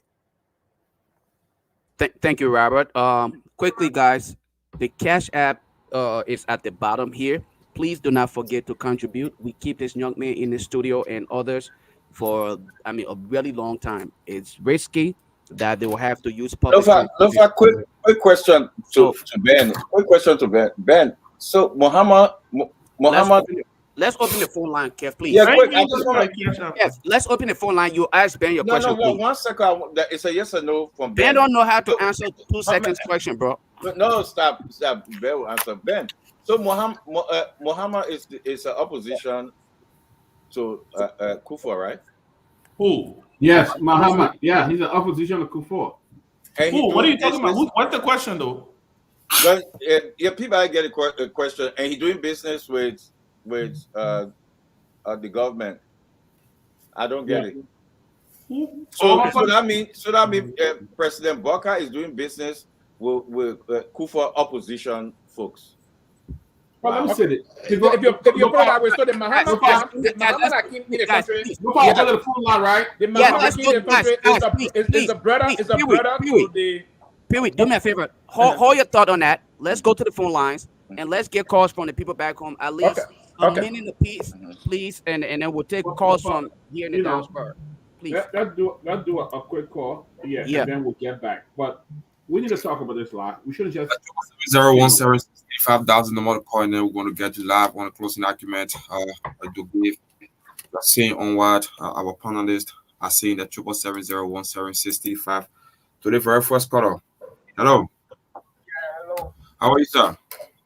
Yeah, my name is Ramon. I live in Plata in California. And 220 and the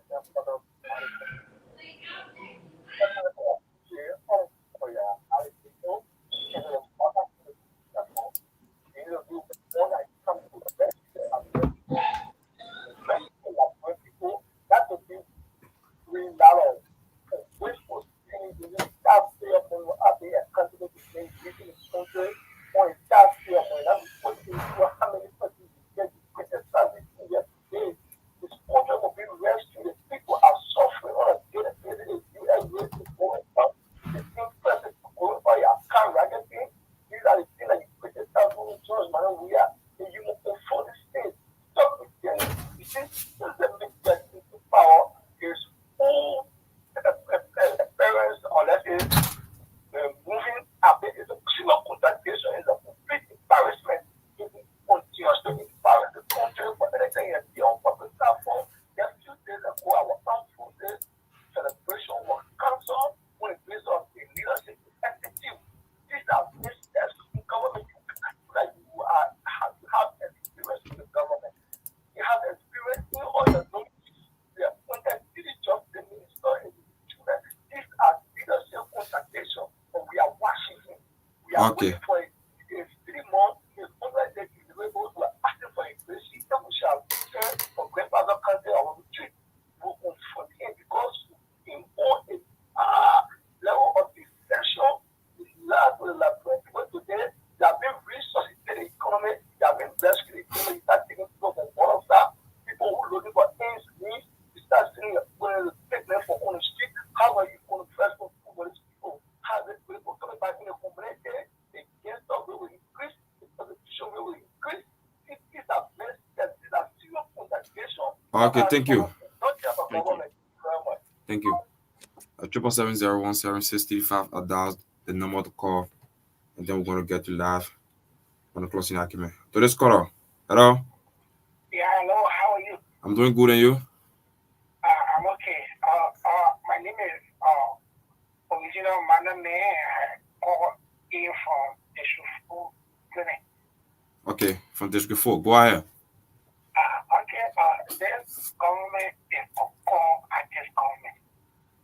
These people they just came to perform on the stage. Everything is stage management. They know what they're doing. They know the true intent. There's a true reason why these people will rush out of the road quickly to do it at the issue in Ghana. We are telling them, if you lie to this woman in Bonjour, and she has agreed to your lie, please be yourself. Be yourself. Stop lying because lies cannot lie. Lies will fail up. They will not be always. You will not lie to everybody all the time. You lie to some people sometimes. So there's a message to our power and group. Let it rescue and stop lying to us. We are not children. We know what they are doing. Thank we you. Are watching them.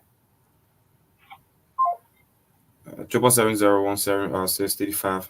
That's the number to call. Then you're gonna be live. To this caller, how are you? Yeah, boy, you ready? Yes, I'm doing good. And you? Fine. Your need from where you join us? People am so calling from Nyenwolo community. Nyenwolo community. Yeah. Where can we find our community at? Somewhere around Peterborough. Okay, go ahead.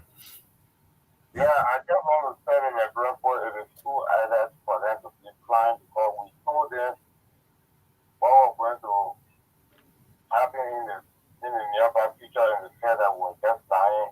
We were having more interest in just than the women. So it's too soon. The first trick the women used for all we all almost do was that the first 100 days there will be no casualty.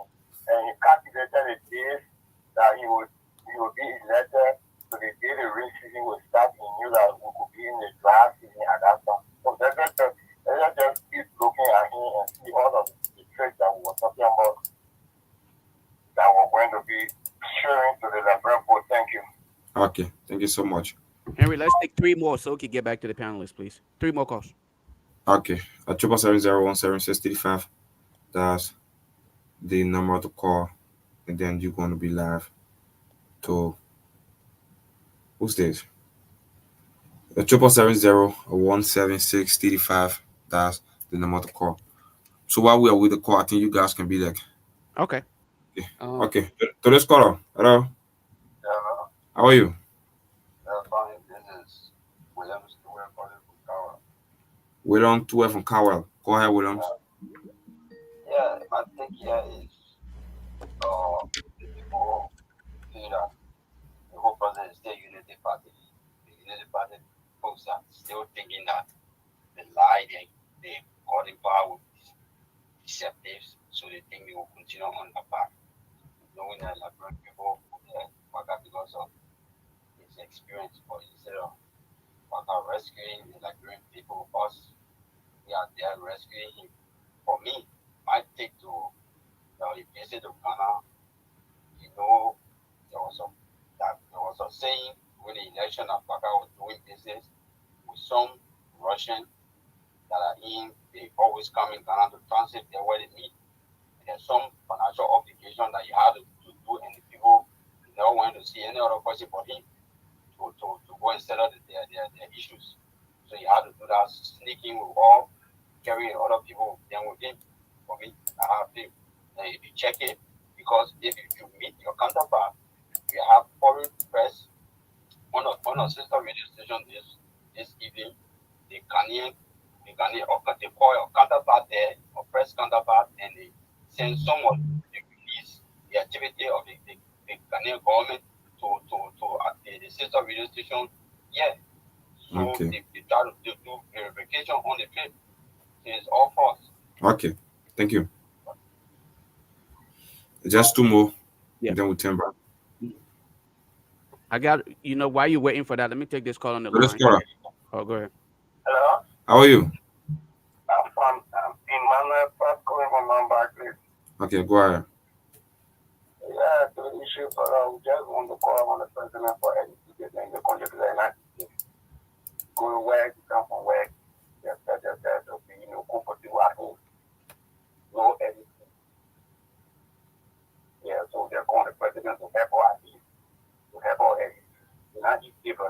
Okay. Thank you. The LEC problem. All right. Just one more, and We're gonna then get on the topic. to this caller. Hello, our last caller. Hello?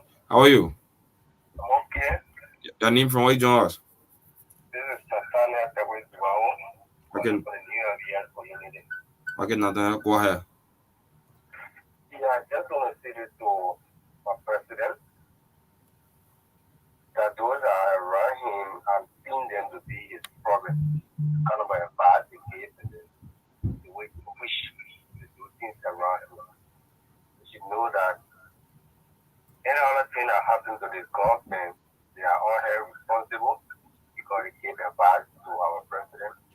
And then they should be fast in thinking in the way they handle that situation. Thank you.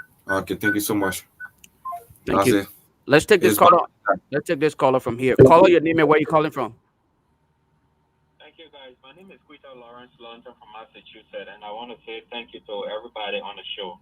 I mean, it's understandable that, of recent, I see my brother Ben trying to be kind of like playing kind of like laissez-faire. I understand Ben, and I understand everybody what you guys are really. We as Liberians, we are strange kind of people. We are I don't know if I should say strangest kind of people in the entire world. Our entire life is based on the experiment of seeing is believing. You can tell a Liberian man say there's a snake over there. He will never believe you until he gets to that point where the snake will bite him. And when he go in there and the snake is running to bite him, he expects you, who advised him previously, to be the one talking for him now to the snake, say, hey, snake, I beg you, don't bite that man. I beg you, don't bite that man. That's the kind of people we are. We people, you guys, and everybody else were everywhere telling Liberian people what Baka had to offer. But everybody sat and said, we won. We don't care. We agree with this, with that. Now what Baka doing it, and if you don't talk, they say you don't care about, you are in the whole thing, you are in the paper hand. But you told them where they were going, and they agreed that they were going there, and they said they don't care. They even care with the slogan that we agree. Everything you try to tell them, they say we agree. Now the person going, he don't care. Because the next mission was simple. Go get something from Liberia, live with your children because you don't have a long time to live. We don't calculate how long people got to live, but everybody know when you're getting old or when you are at a certain age, anytime the public can sign your own document. But we agree to it. We said we agree. Thank you. But now at the point he is, we don't care.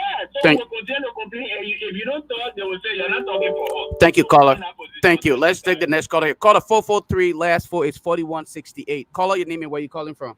Let's hear from you. Yeah, Lofa, this is Ali Matale. I'm calling from Maryland, USA. Yeah, thank you for having me on the show. The problem of Lofa, you said everything.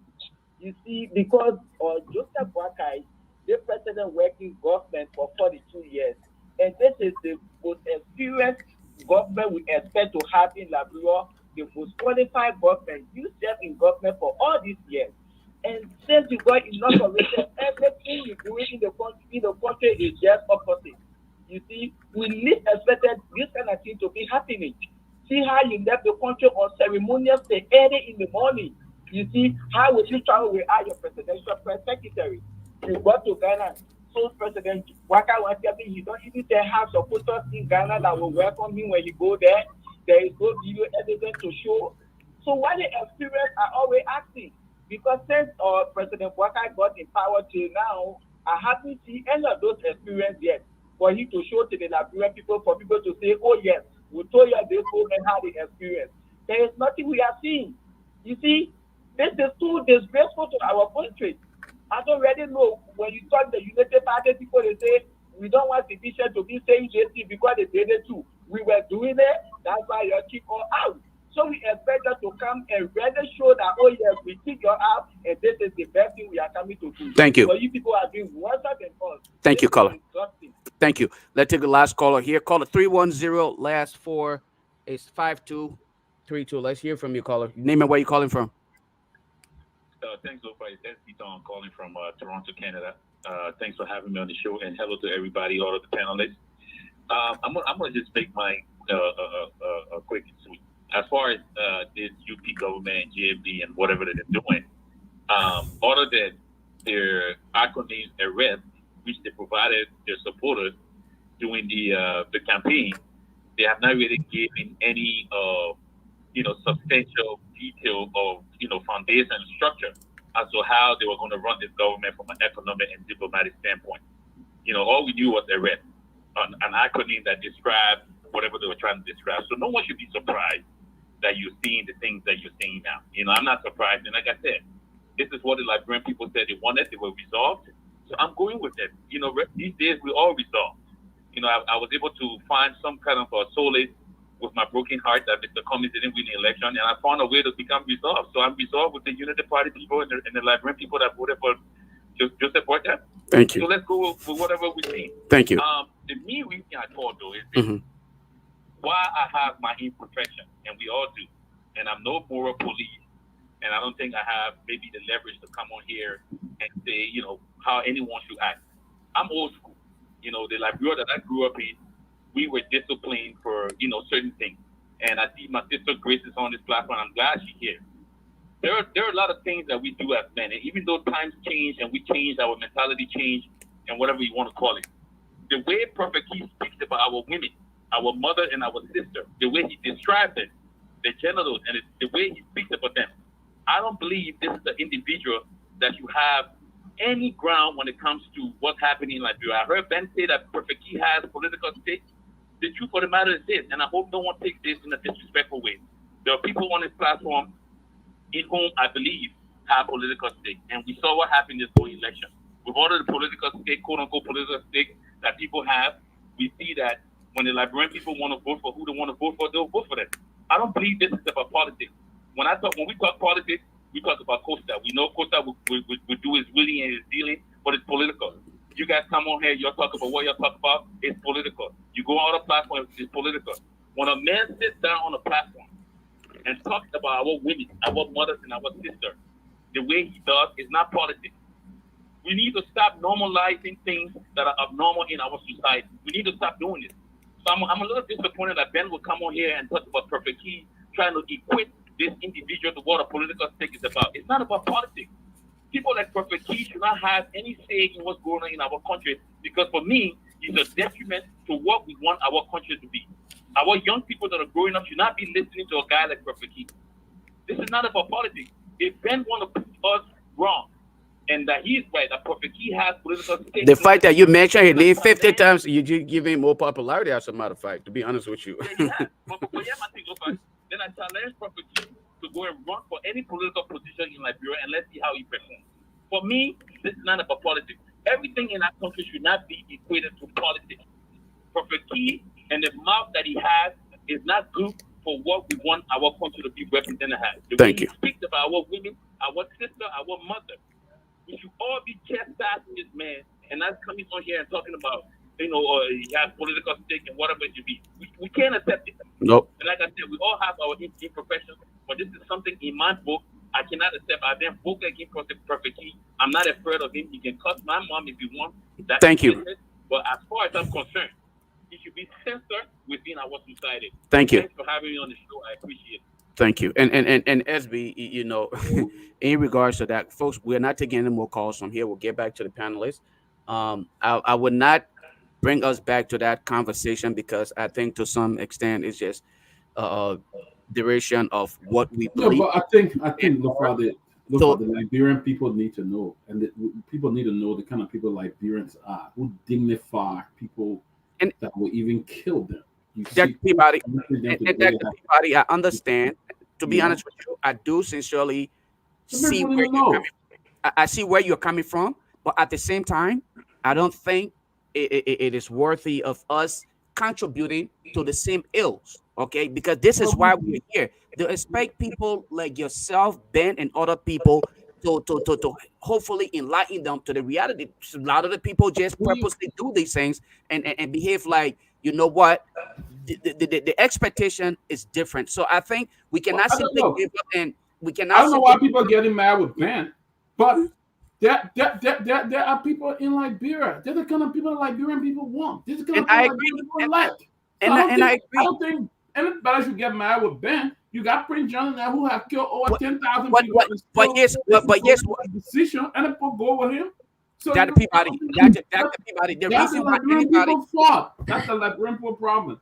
Dr. That's Peabody, the problem. reason why anybody will get upset with Ben is because, again, he's using a major platform, okay, to put this man on the pedestal that I don't think is worthy of, especially with his behavior Is that Ben doing it or the Liberian people doing it? And the Liberian people doing it? No, Ben is the one sitting here to carry on free commercial, okay, and that's the reason why. Lofa, let me put this to you. But y'all like great store now. When Chancellor, when Chancellor brought the conflict back in Africa, I come 1 minute, please. Let's not give this. 1 minute, 1 minute. I come 1 minute. The topic 1 minute, 1 minute, Lofa. I just want to bring our attention somewhere. Okay. People will have to discuss, no matter how you want to look at things. The media or folk will discuss people in two different phases.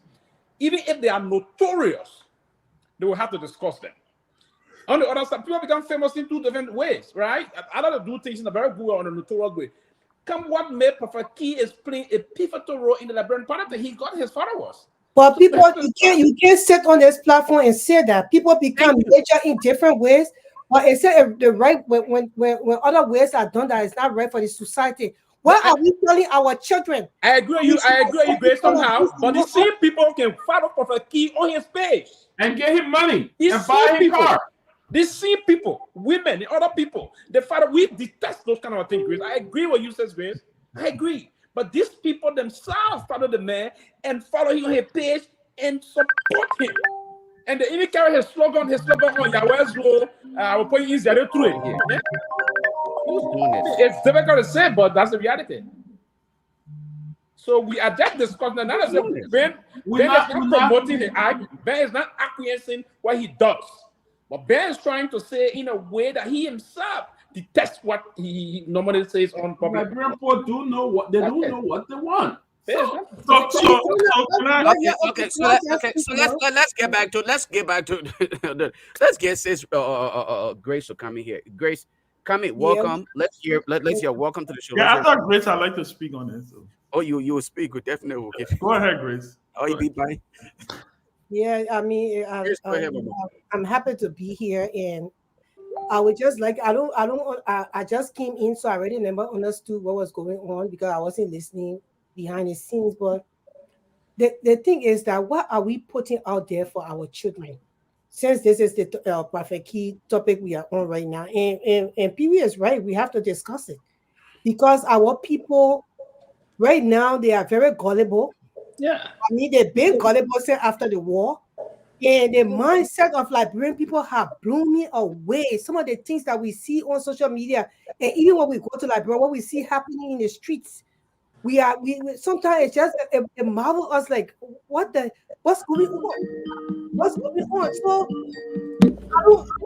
for me, I don't know Prophet Key personally. I've spoken to him before once or twice, and I don't understand how somebody can sit down consistently and insult women for 6 years. I don't know how long he's been doing this.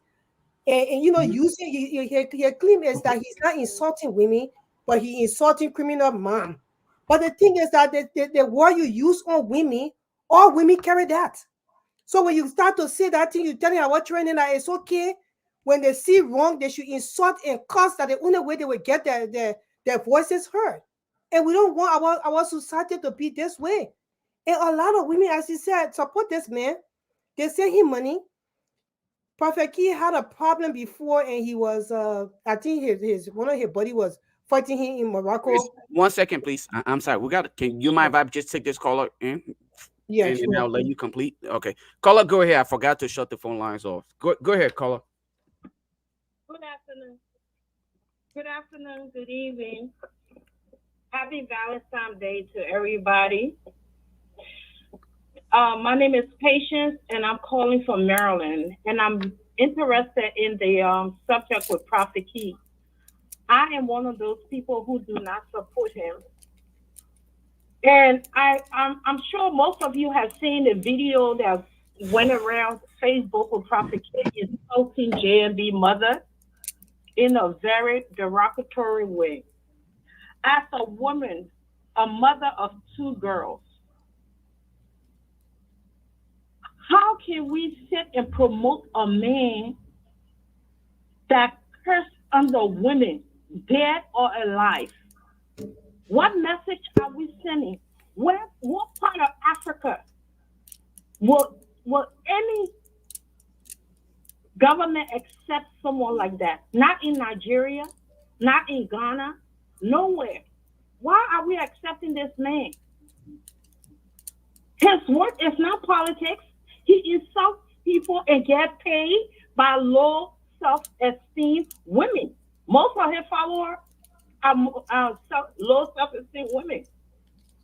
This man insults underneath a woman. I was listening to another talk show today to talk about Henry Costa insulting President Weah. It's different. Henry never insulted Weah mother. This man sits on his platform, whether your mother is dead or alive. He insults her inside and outside. Now, I don't think Ben should be blamed for anything.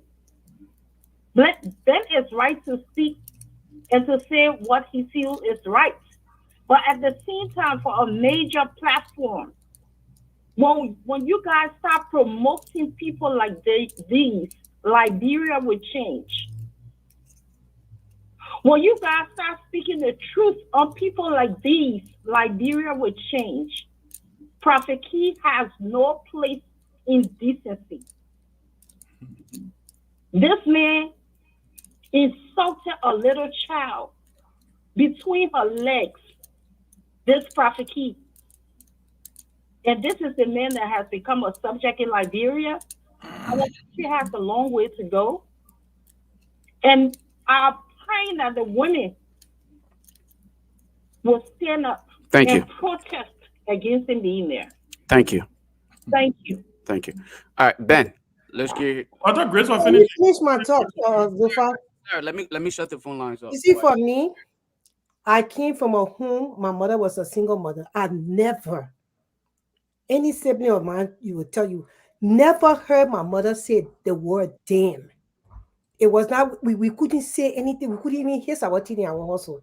And the neighborhood I grew in, and I grew up in Looking Town. I grew up with people that we never had that among us. So some of us, when we see this thing, is like we are living in utopia. Like, what is going on? And you see a lot of like people backing that thing. We cannot make this thing normal in our society. We are not going to allow it to be normal. This is abuse to the highest level. If one time, if you do something one time, you say, okay, maybe the person was frustrated the first or the second time. But for you to normalize it and people follow you and say, yes, you should do it, and you have a major stake in the Liberian politics, then Liberia is a zero country. Liberia is way behind the countries that are way behind. Dr. Moniba will say, way behind. For us to take this thing and say we are promoting somebody who is insulting woman cuss. I understand when the people start saying, okay, he's not insulting your man, it's not you he's talking to, but all women have that same particular private part. So when you say for one person, it's like people cannot take it. And that's the part I don't get. I'm still trying to really comprehend and understand why people are supporting Prophet Key like this. I support him because he's a Liberian brother, but I don't support his behavior. So I am not going to stand by this. I'm not going to encourage any woman to stand by it. If you're a woman and you have respect for yourself, there is no way you can support this. Thank you. Let me say this. First of all, I was responding to Peabody when Peabody was giving the lineup of what he wanted. What he talked about the president thing, and then he said, "Well, also today in Liberia, Prophet Key arrived, and people were out welcoming him." Look, let me say this. I've been in this space now for a long, long time, very long time. I have gotten to the point where I know where our country is. I know what we want. I know what we don't want. And I'm not going to act like I don't know the country that I'm dealing with. I'm sorry. I'm not going to do that. That's going to be the definition of me being crazy. It's like me trying to squeeze water out of a rock. It's not possible. I repeat what I said, and I heard SB done, and I respect his opinion. Okay? But SB, this is about politics. Because the reason Prophet Key has the following that he has is because he opined on political issues in the country. The defense that Prophet Key has for the using of the words that he used on women and other people is because he said he's insulting the mothers of people who are criminals, who are stealing from the country. That is the reason why Prophet Key has the support base that he has. So it is about politics. And I will repeat again, whether we like it or not, he is a stakeholder in our politics. He is. He has shifted. Listen, Grace, I don't know, maybe y'all need to go listen to Prophet Key interview today on Prime FM. Prophet Key was very clear today. He intends to meet the president. He said, the man who is your president today, Prophet Key said, called him. He called Prophet Key to seek his support. That is a fact. The man who you trusted the country with, the wise old man Joe Buckeye. So my thing is, we do this thing and we act like we don't know where we are as a people. And for me, and maybe it's a part of my growth. Maybe it is. I'm no longer naive to the realities of Liberia. The things that make sense don't work in Liberia. News flash. It don't. Listen, we have Cummings run for president. We have Clarence Moniba run for president. I can go and name Sarah Beslo Yanti, who today is foreign minister, ran for president. Many people ran for president. The last 3 elections in Liberia, the 2 people or the 3 persons who won those last 3 elections are people who have ran in the last 4 or 5 elections. Look, we're not going to say that we don't know the reality of where our politics is. Prophet Key is a stakeholder. I know it's a bitter truth, but it is the truth. It is the truth. I am not making Prophet Key popular. I don't agree with what Prophet Key says. Prophet Key has insulted me.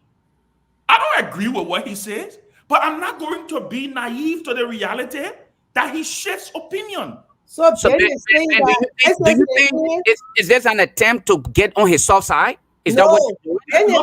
What I understand. Let me say this to you. And 1 minute. What I understand you saying is that this is the hand that Liberian people had dish. Thank you. So why are we trying? Why are you trying? Listen, I am not the Liberian people's savior. I would not attempt to save a country that is not savable. We must acknowledge where we are as a society, what we encourage. We're talking about Prophet Key today. Don't publish that thing again. We are talking about Prophet Key today, guys, right? But what about the politics we have in our country today? What about it? So let us not start the whole thing about, and Lofa say I'm trying to get on his source. Listen, Prophet Key has insulted me. We've gone back and forth before, not in words or not in to do, but I don't support him. But it does not negate the fact that I know. Listen, whether y'all want to like, whether y'all like it or not, if Prophet Key were to run for political office in Liberia, he may win. He may win. So why you think the current president of Liberia? Ben, can we get to another topic because Lofa, but please let me finish my thought. Why you think the current president of Liberia may meet Prophet Key? I say will. I say may because I don't know his schedule. Why you think Prophet Key was on the radio today and Prophet Key said that if Joe Boyka don't meet him, it means Joe Boyka is a faker. Because you know what? You cannot say that I can cost people, man, and you want my support, and I support you, and I make you president, and then you become president and say you can't meet me. And I agree with Prophet Key. Joe Boyka should meet Prophet Key. Because you know why? He embraced Prophet Key in his campaign. Prophet Key campaigned for him. And so Prophet Key should share this point. So Ben, we are enabling a lot of other young people to do the same thing in order to Lofa, unfortunately for you, let me this, Lofa.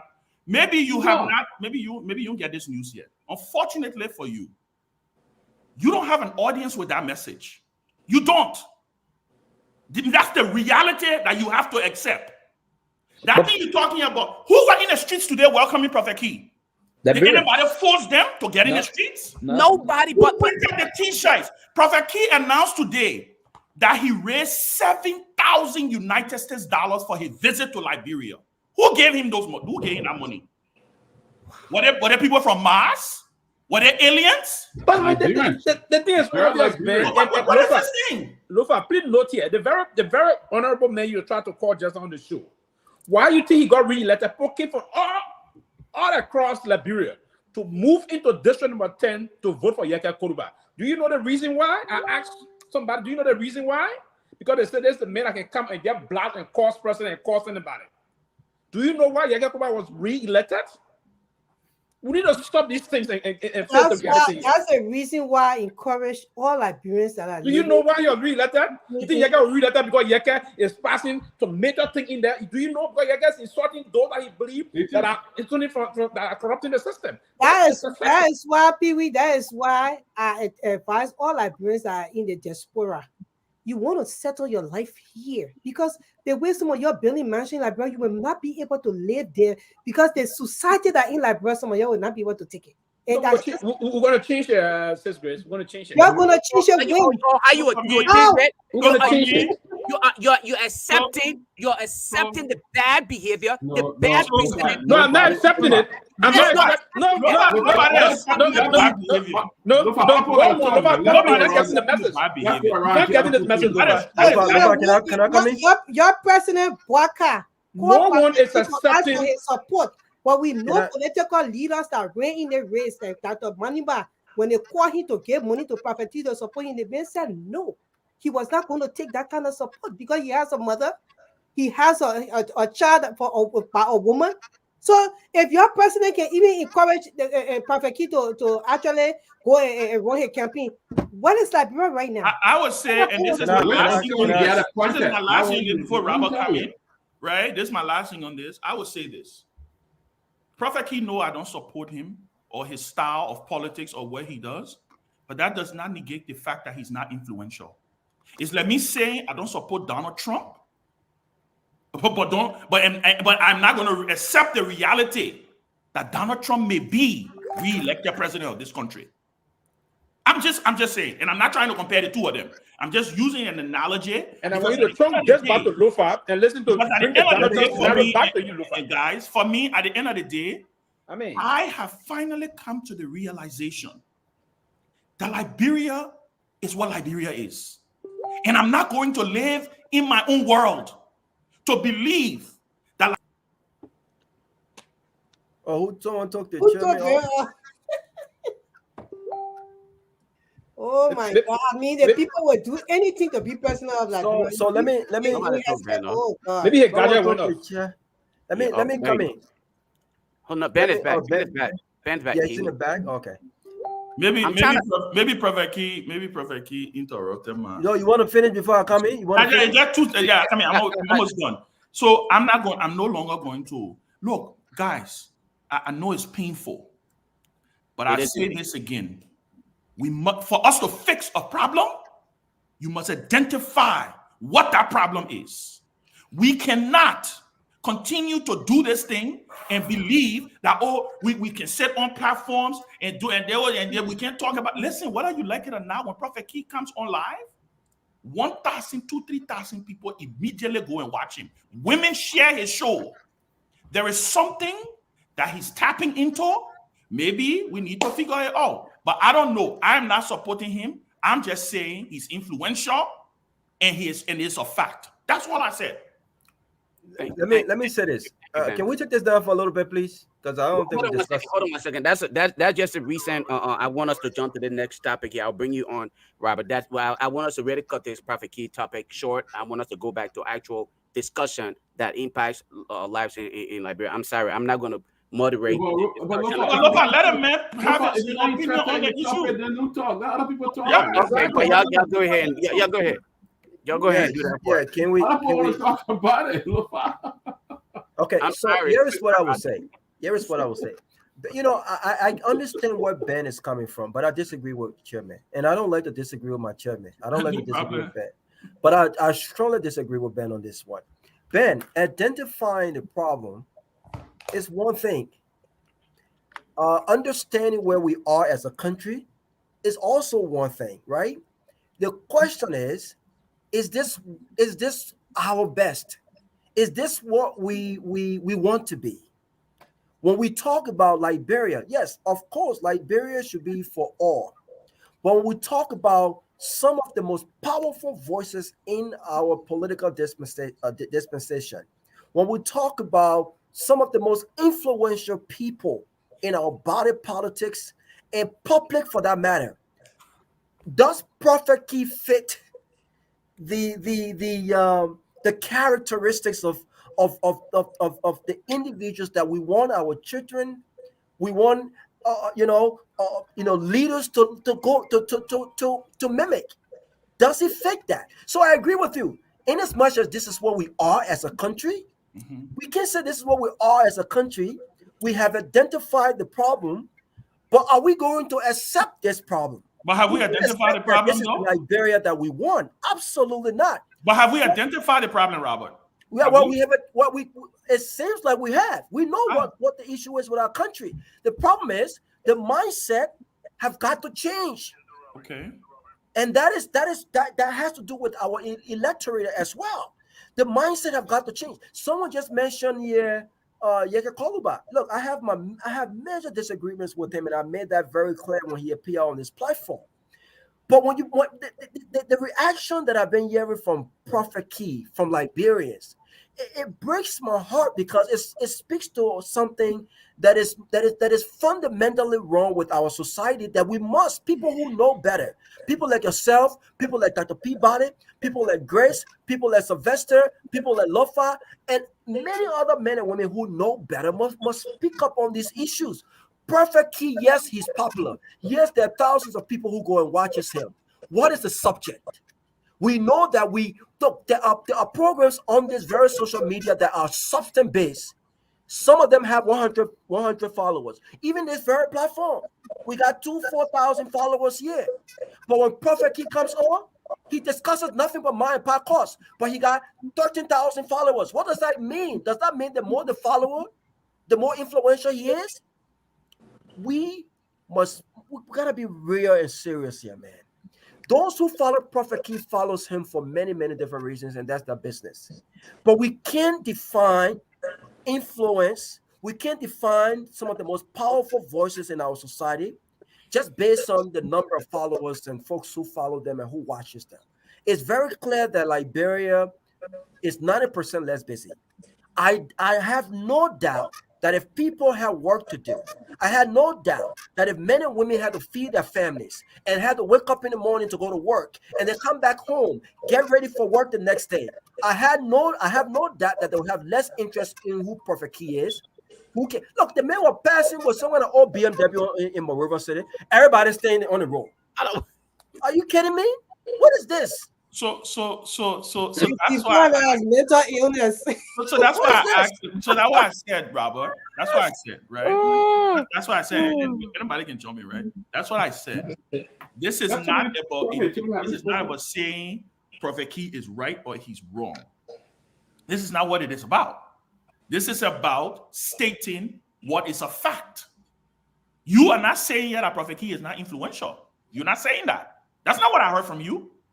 You are saying that you would rather him not be influential in your country. That's all you're saying. But the reality is he is influential, Robert. Look, whether you like it or not, Prophet Key played a major part in the election of Joe Buckeye. Do you know how many people voted for Joe Biden because Prophet Key supported him? Do you know how many people despise George Weah because Prophet Key insulted George Weah? It's a fact. Well, I My just perspective, I would not see Prophet Key as some kind of influential guy. So you don't think he's influential? I don't think he's influential. I don't think. I don't think he's influential because people with influence. I don't think he's influential. Now, Let's get 2 minutes chance. I don't to think he's comment. You have a influential. thought. I think that we people who know better. I don't think we've actually. I don't think we've actually said to ourselves and people who listen to us that Prophet Key, the character of Prophet Key and others, people who insult our mothers on a regular basis. This is what his platform is about: insulting people, not having respect for diverse opinions. This is what Prophet Key is about. I don't think these are characters that we must embrace. We must celebrate. And until we start to tell these people who don't know better about the character that we deserve as a country, we will continue to have people like Prophet Key as influential people. Robert, quickly, let me ask you this question, Robert. Let me ask you a question quickly before we move on. To the contrary, we are not embracing him. No, Exactly. I detest him. I detest his attitude. But let me put this for you also. The world's most powerful country, the beacon of democracy. When Trump came 2016, when he insulted women here openly in this wonderful country, they went on. I didn't want you to just speak to that a little bit. No, for the record, I'm one of those I've seriously detested, and I know from Ben also detested, but Ben speaking to the unfolding reality in our country. That's just the reality. What I'm doing. Let me answer you concerning Trump now. Come again, back to the issue of Trump. Trump himself insulted women, talk about right the same way. So, Lofa, you are just sounding some. I wanted to put this back to you. You right in this democracy you live. Also, you saw the same thing happen.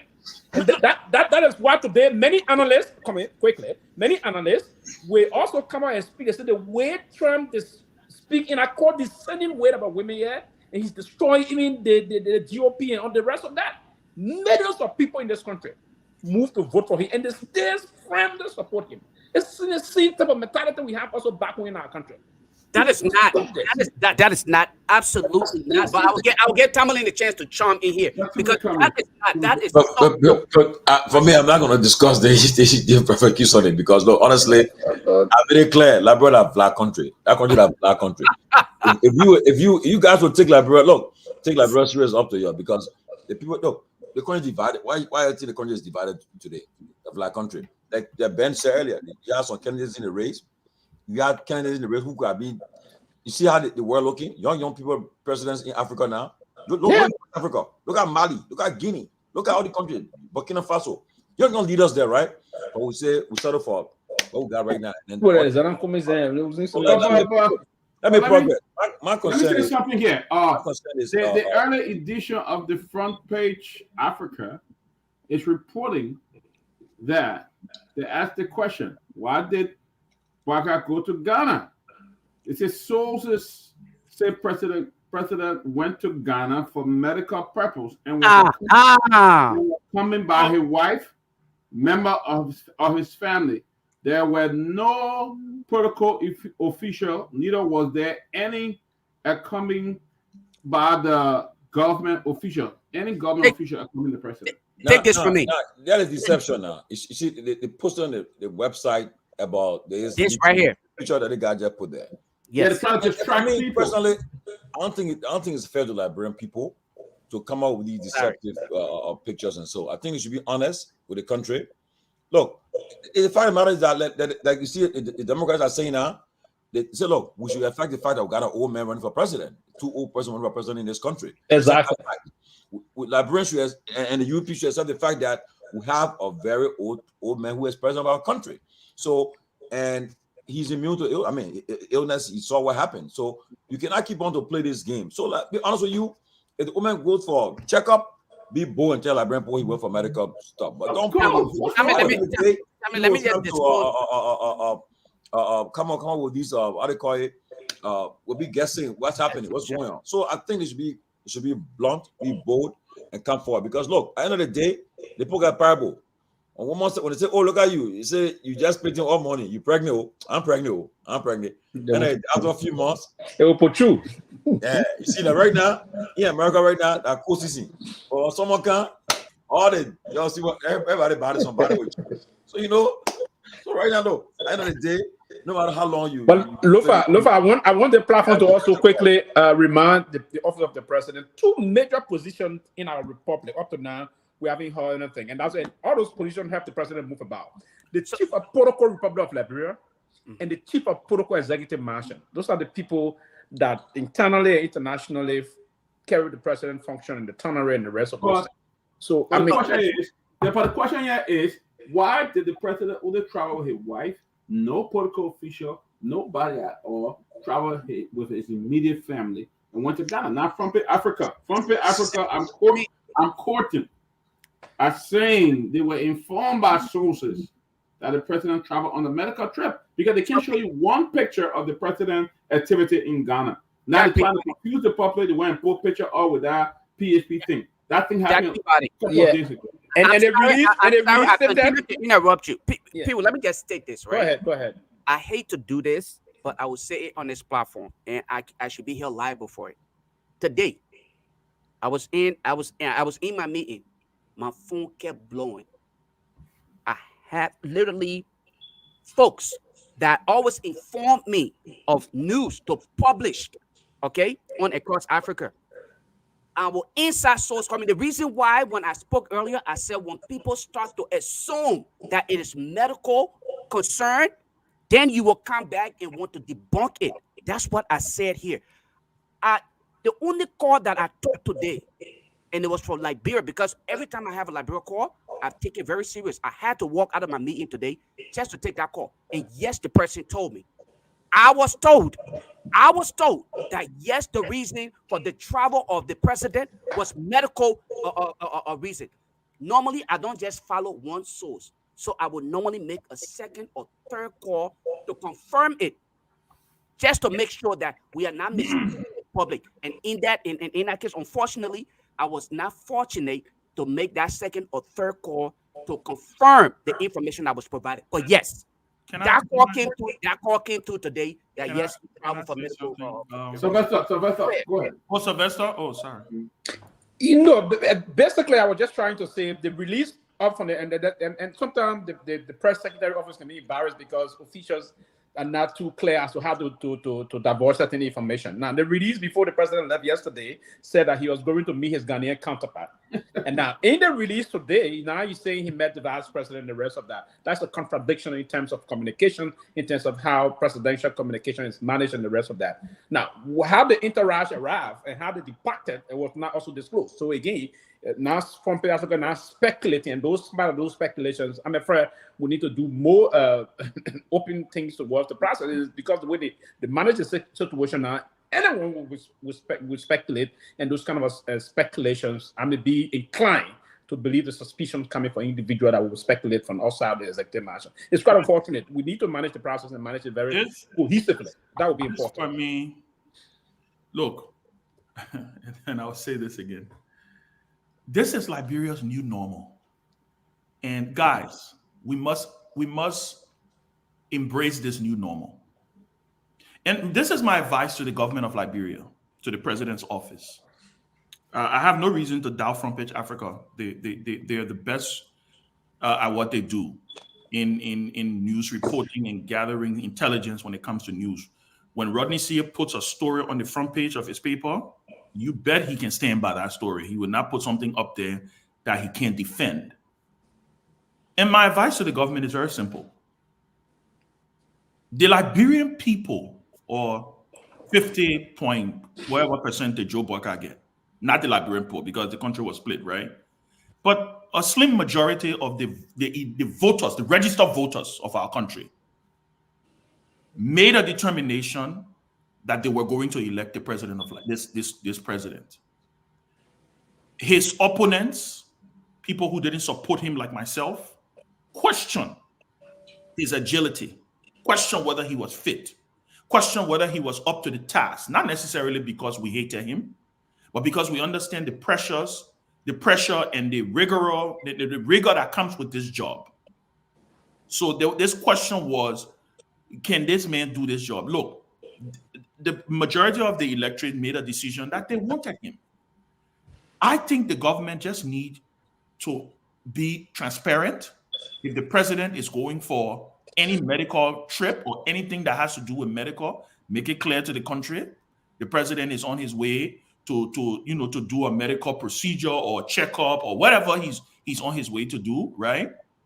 And save us all these different speculations. Because at the end of the day, people will speculate because he is the president, right? He's no longer your standard bearer. He's no longer, you can't, and that's what makes this even more interesting, because you can't sneak the president. The president occupies the presidency. The presidency is an institution. When the presidency moves, that institution is moving. So you can't, they're not candidate Joe Boycott anymore, that you can sneak in the middle of the night and put on a plane and nobody will know. People know him. People at the very airport will take a picture or will send a picture or will say something. So my only thing, and this is what I would say on this, it is disturbing. That's why the only reason I asked whether the press secretary were on the trip. Because if you are going on a working visit, you need your press secretary, you will see all of those things, they will have pictures and stuff like that. The fact that a lot of family was involved and all of that, is obviously clear that this had to do probably with medical or personal or something private, right? I think what they just need to do is to level with the country and let the country know where the president is health-wise and say, listen, but you know what? He's fine. We got to be going through this procedure. It happened in Nigeria, guys. Buhari left and was in London for what? Almost 3 years. His vice president ran the country. So that's what I'm saying. I think at the end of the day, let them just level with the country. 3 months, man. No, 6 months. 6 months. Oh, 6 months, right? Yeah, 6 months. Yeah. So is this a cover up? So guys, though, is this a cover up for that medical issue that they published this on the eMation website? The SPX? Yeah, they just published this story today. Now that we're talking about it, they just posted it. I was in last week. Now you publishing in the day. But they just posted it on the website again. No, so this is a distraction. Yeah, that's what I'm saying. That's the level of distraction. Anyway, guys, go ahead. Let me not take it. No, go ahead. This is a distraction. Go ahead. And like you all said, gentlemen, Chris, like I said, this is Joe Boycott's first visit out of the country as president. This should be news. If this was not a private visit, whenever a newly elected president takes the first visit out of the country, it's news. You want the country to see him in the pomp and pageantry. You want the country to see him taking the 21 gun salute in Accra. In fact, the president of Ghana will go to the airport to meet the president of Liberia because that's his first visit. I remember George Weah first visit out of Liberia. I remember Ellen first visit out of Liberia. I remember Taylor first visit out of Liberia. And there was nothing private. It was nothing like cover of darkness. So the man of English, he left though. It's not private. It's that working. So it's not a private visit. Yeah, but you see, I just got a message from one of the key people in the Bug administration, and they say, and the person is concerned. Listening to the program is concerned. This is a serious issue though, and I don't think they handled it the right way. They should have actually. You cannot. The way in which they did the visit wasn't fair to the Liberian people. And then number two, there are no pictures to show that these visits, what happened on the trip. You can say whether it was paid for by Ghanaian government, whatever the case. Yet and still, the president is the property of the Liberian people. You should be aware wherever he's going when he leaves his country, he's taking state security and other people with him. So I think they don't handle this the right way. I'm hearing there was a Ghanaian concern about it, but I'm hearing a Ghanaian military jet that even talked. I said, like Ben said, they should be clear with the country. Look, because if you don't do it, this speculation will continue. We will not even good 30 days yet. It will continue to be having speculation all over the place. And one of these days, they will fall on their feet flat. You can't do that. And so what happened? They kept with this thing throughout the campaign. On inauguration day, before the world. So what happened? They embarrassed. They had no choice, nothing to say again. But just to say heat exhaustion or whatever the case. So I think, and we have obligation to talk about these things. We cannot hide it. We cannot play games with it. Be honest with it. Right now, you can't carry the microphone in front and then tap UP person to defend it. They will run for the microphone right now because they are all concerned what's happening now. So, guys, look. But this is a serious. No, you're right, Judge. Because if there were any other thing, we would have seen pictorial evidences all over the place. And part of that, again, the fact that there's no pictorial evidence and the rest of that. Yeah, I mean, they should show it. It's something constraining. But Way again, of lying. if the president travels, way of lying, the president does not do a secret visit. So that's the president of the republic. So there's a lot of things that is open up for the presidency and the rest of that. Great. Let's get Christian. Let Chris come. Yeah, the thing is that Joseph Boakai ran his campaign on deception. And we all here know that. Everything they told the Liberian people from the get-go, it was all lies.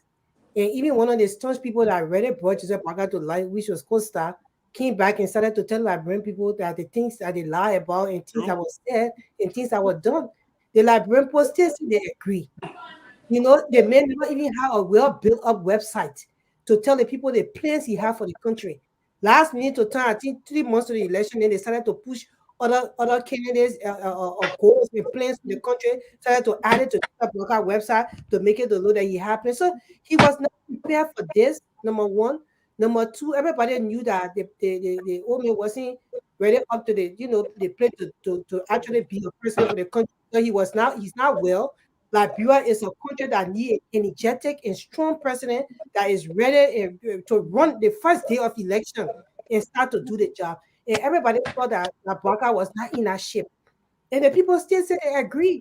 So right now, everything they're supposed to accept it. It's just sad that they will still be lying to the people. We are this is the 21st century. If the president said he's sick, you share the information. He's not well. He's going on a trip. And the Liberian people will agree. President already. What are you hiding it for? They will agree because they agreed when he was running for president with every other thing. So they will agree with this. So you don't have to lie to the Liberian people, sneak them out of the country. This is a risk you got taking with our president. Because if you're speaking with our security and his press secretary, anything happening to him in the other country, they will blame him for putting him in harm's way. And he's a Liberian people president. So y'all can't continue doing this. You need to come out and tell the Liberian people what's going on. The people presidents can get sick all the time. Other countries got old president and they do what they got to do. You're telling people so that people can be aware of what's going on with the president and what the president is able to deliver for them and what he is not able to deliver for them. So if Jeremiah Kun will take what the country like people knew, they still say they agree. Then Jeremiah Kun take what the country and our country move forward. But you're putting the children at risk. You're putting the country at risk when you start to do these things and lie to our people. And you cannot start a government with lies. And that's the reason why the armed forces day program that people really love. Liberians love the armed forces day program. That program was canceled. The inauguration was a mess. I mean, everything. The first 100 days is just going into whatsoever the case may be going into. But the Liberian people right now, they are just in shock that, okay, all these things we expected. That's why I want to hear people can say you should manage your expectation. Because all the things you expected is not going to happen for you. And you need to manage it. We're just saying that you're pleased. If the president is not feeling well, he's going on a medical trip, the Liberian people deserve the right to know because he's the president of the Republic of Liberia. Thank you. So, Grace, quickly, you want to say something? Grace, you want to say something and you stop. And the same thing, you want to say that the whole thing of going easy at it, then you stop. I don't want to use that word. Okay, I see. Then you stop. Let me know the word. Let me just. I don't want to use it. Yeah, you almost said it. Let me just acknowledge Trokong Badu and Eugenia Green Red for their contribution to the program. So I mean, but let me just come here. I think we should be running out of time, so we can close early today because tonight is Valentine. No too many is willing to go on date and Ben and Julius. He texted that. Also, my wife got the call and the feel. So I'm hearing one of your panelists on Spoon TV, Jackie. So she didn't come to support. I beg you. Trying to help Jackie just informed me. She just informed me that she'll be returned to the show next week. I'm gonna start backing Jackie, man. She just texted me, man. Peabody, I'm backing on you. Man, you're, I forgot to ask. Jackie said around. That is just loyalty to the platform. I said Jackie got to get her job now. Jackie trying to defend. Listen, I got my grace go out here, so. Then get that Grace. I mean, big guy, Gracie. Yeah, I got my Gracie. Yeah.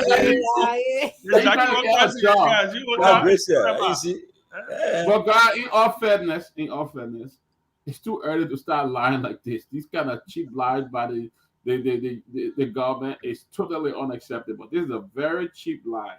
I mean, to be lying like this, bald-faced lies like this is totally wrong.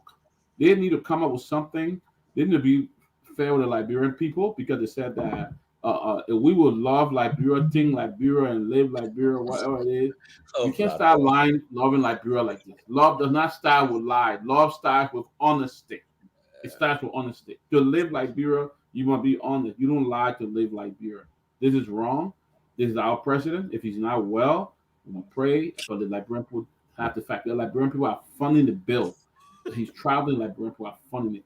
But this kind of disgraceful thing, then you change the story. You want to say he mailed you didn't edit the paper right. They say he mailed the president, then he mailed the vice president, and you try to then you change the whole thing. You come and put a picture on for APX. We're gonna lie. This is not a joke. This is a country, and I want to say the word Liberia. Look, Liberia is the only country that have history in line bad things. You yet to look at you see Pashaki and Prince General, the strong decision maker in Liberia today, because Liberian people love bad. That's the only country that gets award for being bad, for voting for bad things and accepting bad things. So, but it's too early. If this government succeed, you can start on this kind of line for. I mean, that's it, man. I mean, too much lying, not correct. I want so Dr. Peabody, I want us to address this, right? I'm just going to put out a general question, and I'm going to give a timeline of events that just in the past, I don't know how many weeks took place. The inaugural program, Boo Boo. Okay, we were disgraced to the rest of the world. Several appointments that have been recalled and after public outburst. Asset declaration, Honorable Boykai declared his asset but kept it in his suitcase and decided to take it with him. And now we are talking about deception, possible lie on the part of this government. What does that say about this newly elected government? All of these things I just listed out. What does it say about the kind of leadership that we have going forward for the next? We agree. It says we agree. Okay, Go ahead, guys. Yeah, look, what's Sylvester? You want look? It want to tell you. Yo. It want to tell you what's going to come. They didn't even get into the money part yet. The line started. When they get into the money part, our part, you I believe it. Can you imagine? Somebody leaving the country assuming the money on a private jet, you're hiding. Nobody take picture. Everybody move from there and they see the man plane. You know, this thing, money.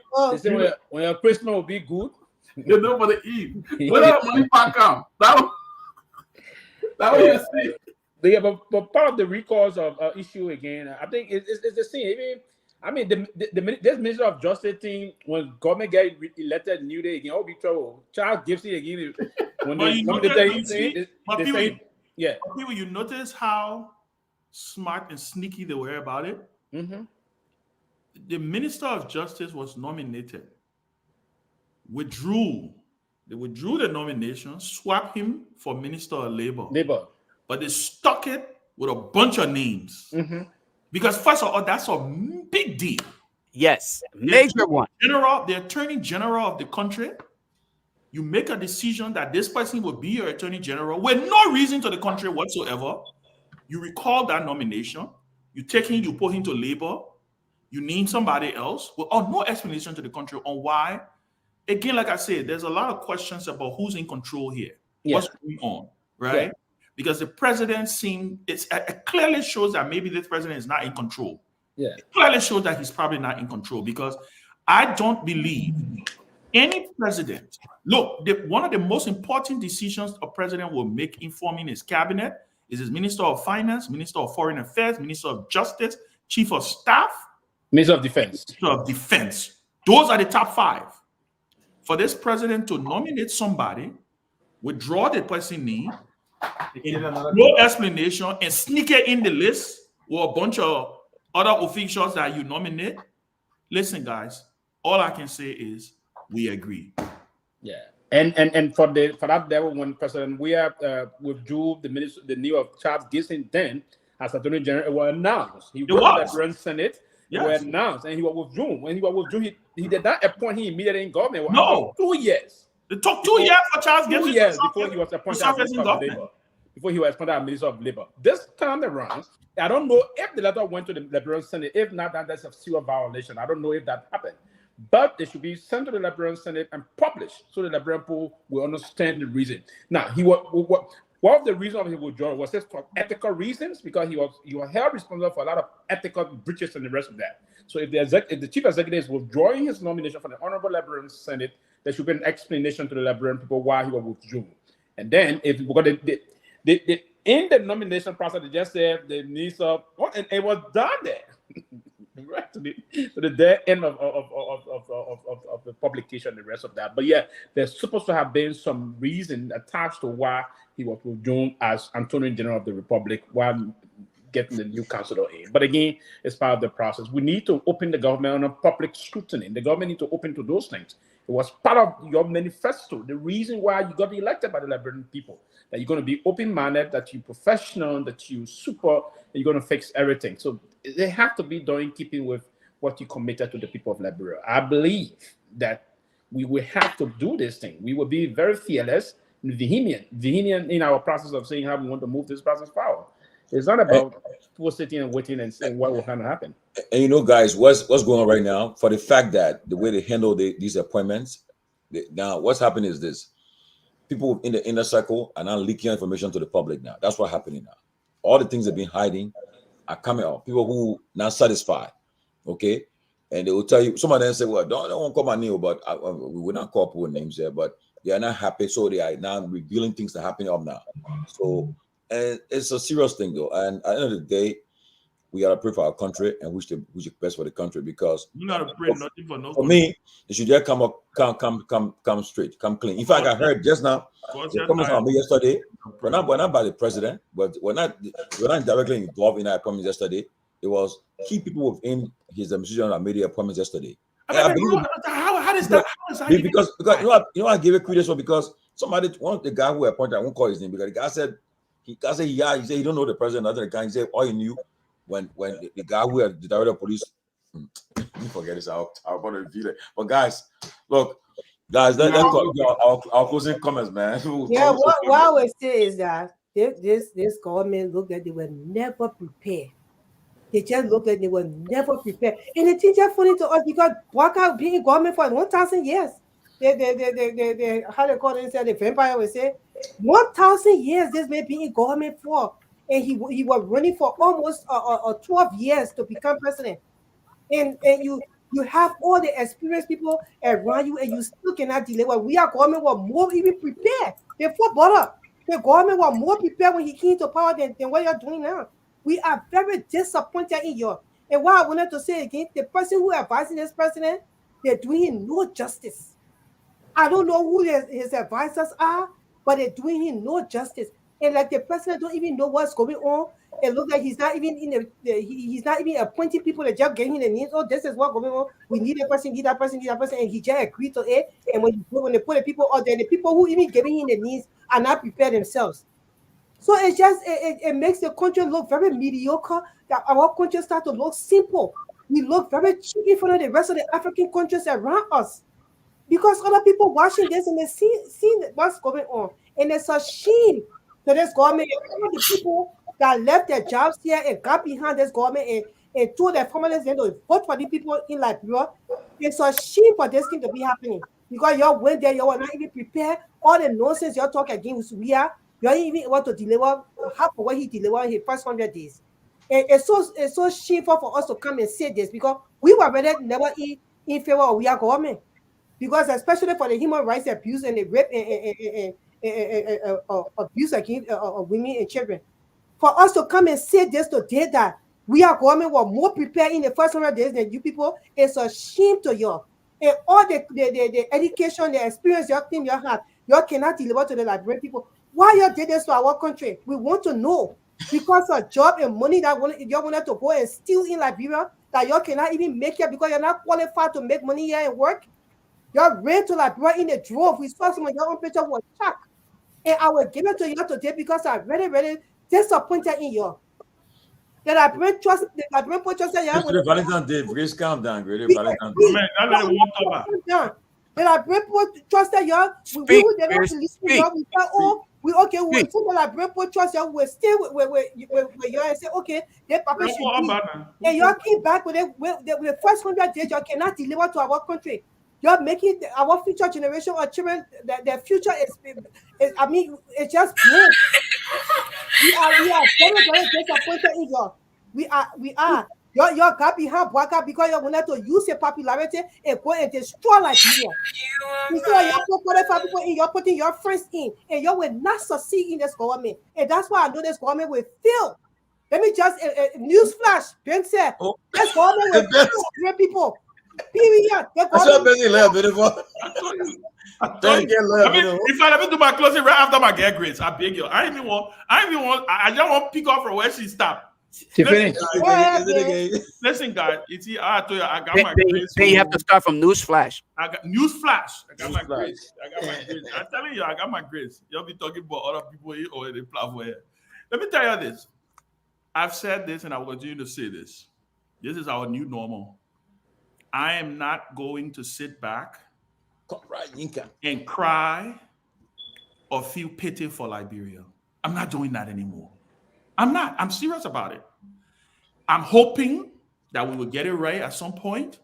But hey, generations try, they falter. Somebody, maybe our children will pick it up, they will move it, right? I will say this though. Grace, you struck a point. In 2017, after the elections, by the way, George Weah had only 2 weeks to plan his transition. 2 weeks. The election of George Weah was delayed because we, Liberty Party, went to court. Mm-hmm. That election was not held until December 26. George Weah got announced president December 28 after the runoff. He had 2 weeks to plan a transition. On the day of his inauguration, he announced 5 cabinet ministers, his big 5. He also issued an executive order to state that certain ministers from the Salif government should hold over. He named Eugene Nambe, George Weah. There were a few of them. Eugene Nambe, George Mirabro. There were a few of them that held over. Yeah. In that executive order, also stated that directors of HR, because according to the executive order, when the president leaves office, all the cabinet is deemed resigned. Exactly. So members of the human rights, the human rights director were holding up the portfolio. George Weah went on to form his government. Guess what? We all agitated. But Joe Boakai got announced. He knew he was president even before NEC announced that he was president, because Joe Weah called him. But we also are forgetting something. After he got his announcement, he came to America. Thank you. He spent almost 2 weeks here, 2-3 weeks here. Lyman said he postponed his certification. The symptoms are following. I am not going to cry. Liberians, we must brace ourselves, because at the end of the day, we want President Boycott to succeed. I've said it over and over. I want him to succeed. I want him to, because we can't waste another 6 years. But I think they should come clean to the country. Let the country know what's going on with the president, because like I said, it clearly shows that something is not right. Something is not right.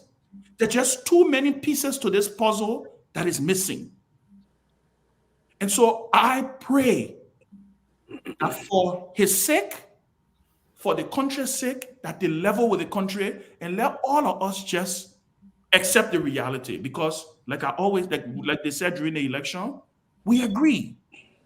I said on this platform that I will agree with what President Boyka do now.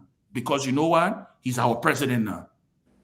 So hopefully they will get this thing right. With not all these sneaking things and all the different things are happening, they will come to reality and the grips with it, and we'll move our country forward. But it was great being on the platform. And Grace, I want to thank you. And happy Valentine's Day to you. My regards to your family. And we honor it because we agree. Lofa, you can tell your reasons. Let's hear from Pee Wee or Tomalin. Anyone of you guys can go. Oh, let me go.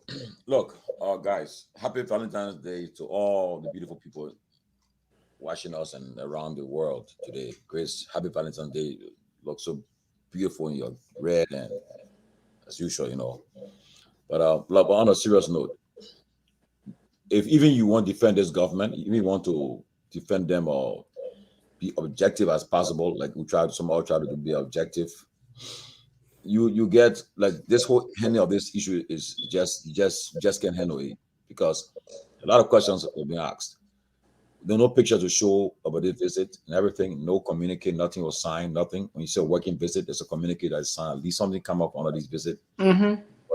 And then the manner in which the president left the country, I mean, it's all concerning. And then because even I want to do have a problem with President. We are traveling. He only named the first few persons on his delegation.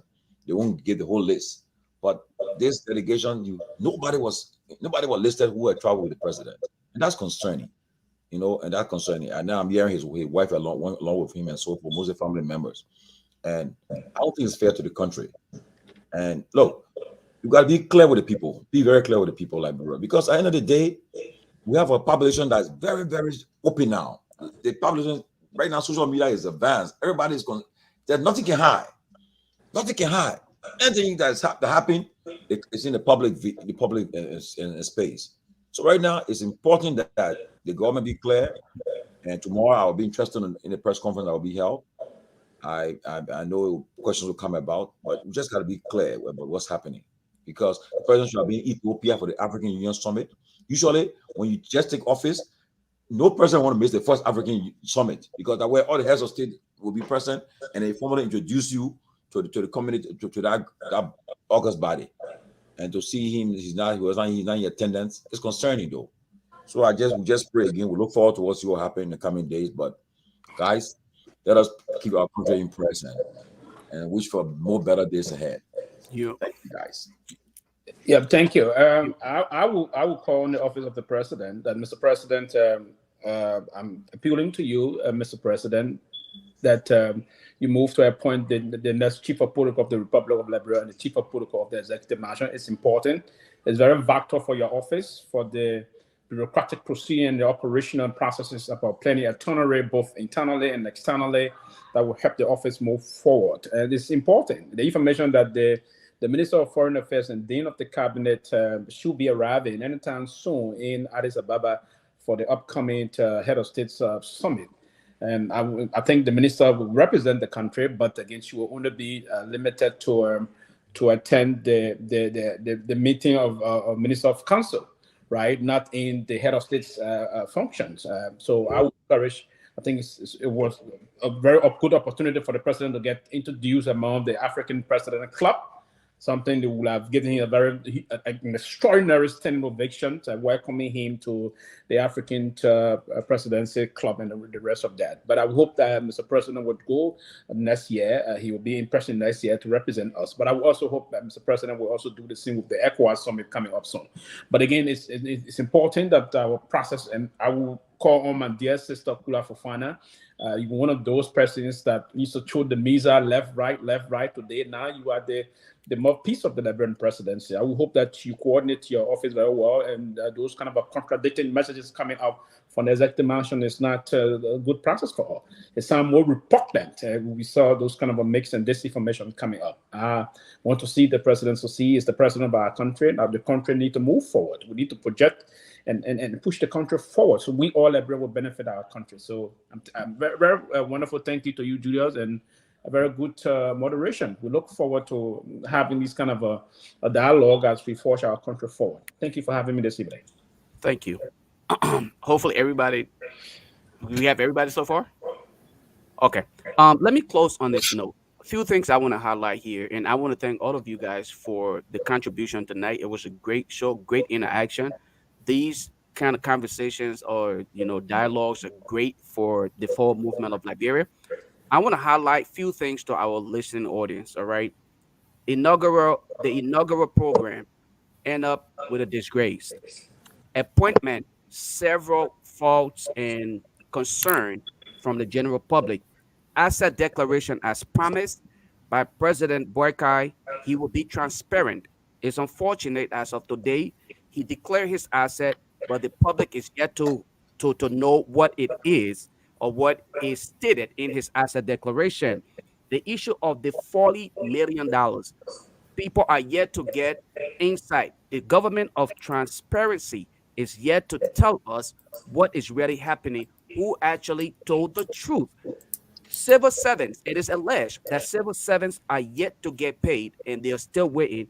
They are back paid. The military wives protested and Honorable Boykai caved in. President Boykai caved in, and from the back, as it is stated, allegedly asked the military or I get this chief of security, whatever it is, his position is to resign, and he resigned.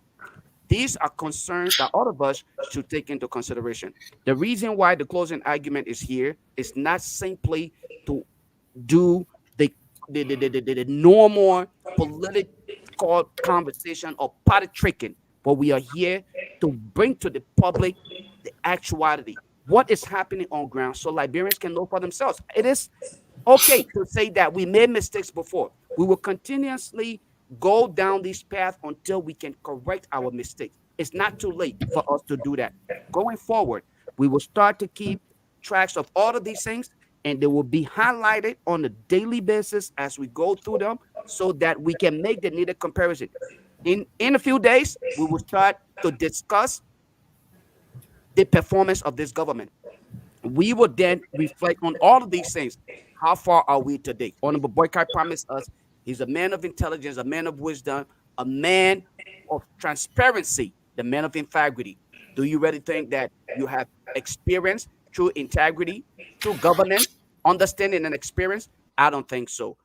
From my side of politicking or governance, I can say to you, thus far, this government has failed miserably and is on the right track to fail even more than you can imagine until they can actually fasten the belts and move Liberia forward in the right direction. I would say to you, Liberians should not keep their hands. Tomalin, I'm sorry to say to you, my brother, my prayers are not to be wasted. My prayers are to be used for me, my family, my kids, and the progress of our family. I'm not wishing it on Liberia for a president who promised us as a deacon. He can pray for himself. Thank you. Let me apologize on behalf of Mr. our guest tonight. Yeke really wanted to come on the show. We talked today long, and maybe what Yeke wanted to say today, perhaps maybe the person won't let the guy come to come and because he wanted to say a lot of stuff tonight. Hopefully we'll get him on. Maybe if he want to come on tomorrow, we'll find a way to come on tomorrow. If not, maybe another time. But he really wanted to come on. He and I talk on the show, and he had problem with his network. So perhaps he come on the show. Maybe we'll be on different news tonight. But let's recognize So Ayuba Sharif for his generous contribution. I want to thank you, Ayuba Sharif. Thank you. I said, look, guys, I don't know what I stopped seeing I gotta check. Maybe you guys, I hope Anthony blocked me. But where's Martin Colley? I stopped seeing him. Martin Colley decided that he's going to take a break. Let silent. It's not a dig. It's he. Listen. I think. Look, and I'll say this briefly.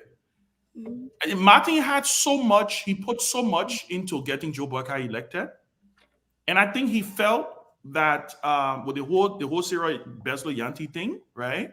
I think he felt betrayed. Maybe that's the word, because he really, really trusted. And my only thing I can read from this this hibernation or this silence is disappointment. Is hey, and we live and we learn, right? I told my small brother Martin when he used to be going all out in the election, me and he used to have conversations. Even me, he used to attack me.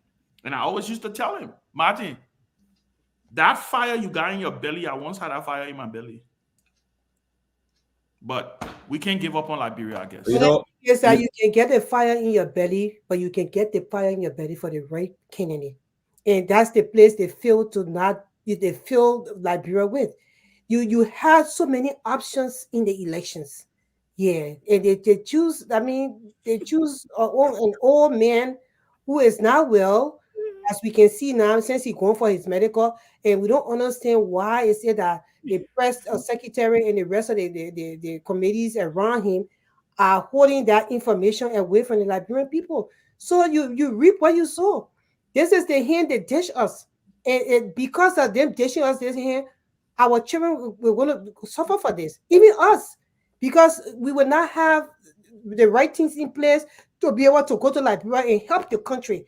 Most of us don't want to help the country within government. We want to help the country outside of government. But if the country is not ready to settle, how can we do that? And that's the question. Leo Lekpeli Nupolu Johnson. Yes. Leo, we'll get back to you, Leo. I just saw your. Did he send you an email?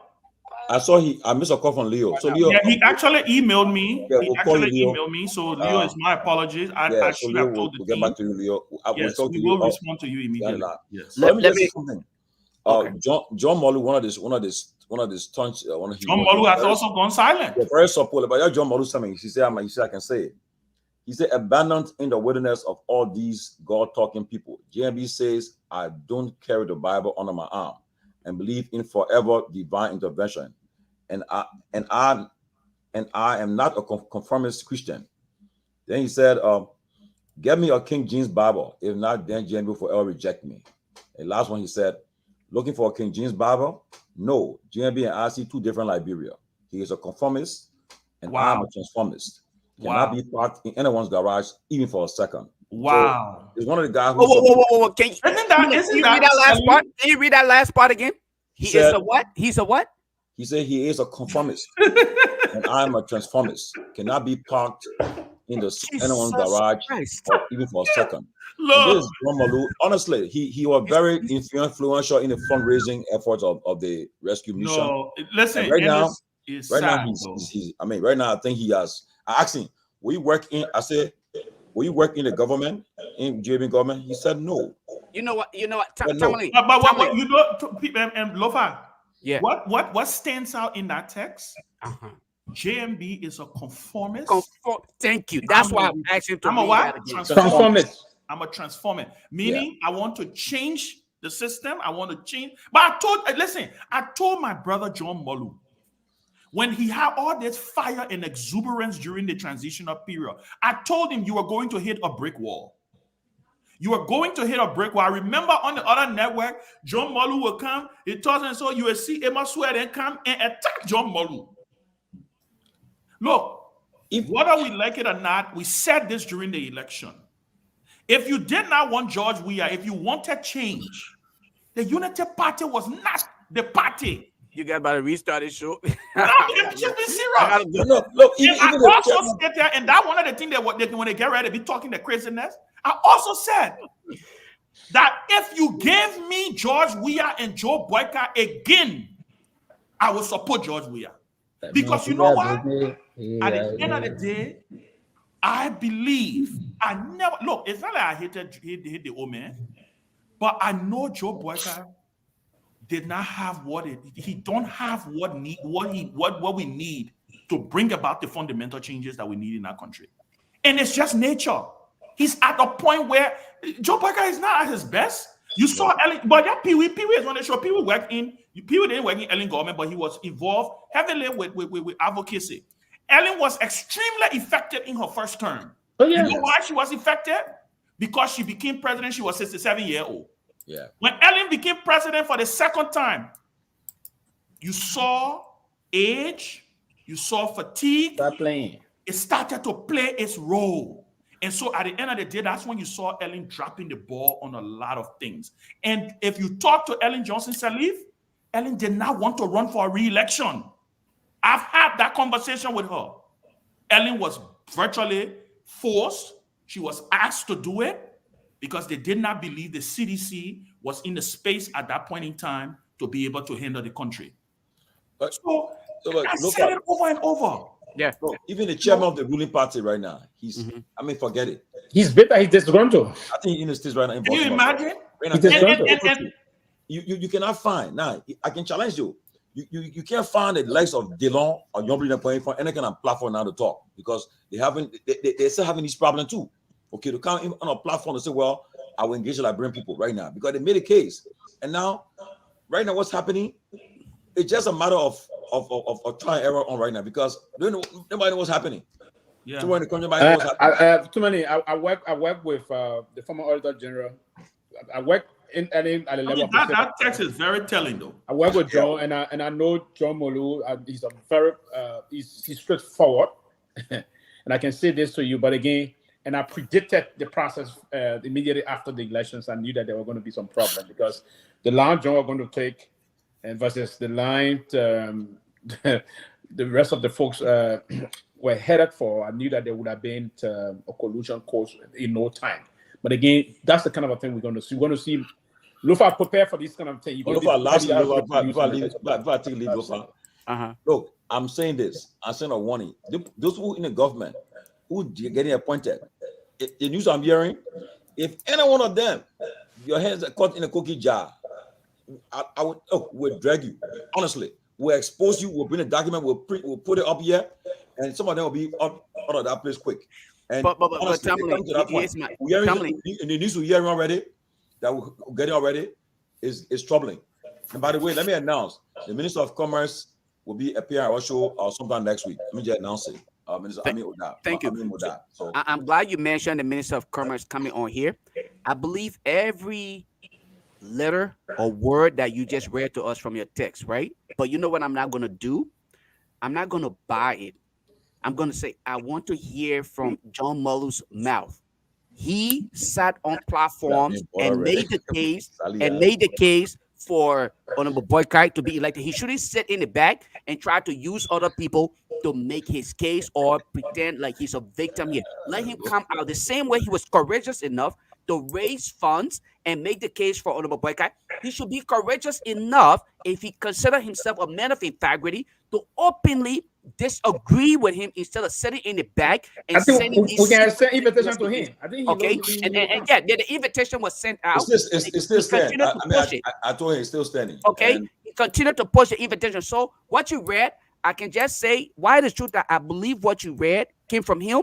I want to openly say, John Molu's daughter or son probably used his phone that day. So let us not believe what was stated. Let's wait till we hear from him. Out of his mouth, that he was courageous enough to sit on major platform to propagate the message of Honorable Boycott. He should be courageous enough and a man to come up and disagree or make this statement, not to send you text messages. We will not move Liberia forward in such a way. Then he courageously come out here on this platform and make the case the same way he was courageous enough to go out there and make the case. Folks, for those of you who follow us on YouTube, for this level of, followers on here, almost 1,600, and our YouTube channel is just 43 subscribers. Please do better. Like the guys, let us continue to share the show and support the closing argument. The Cash App is right there.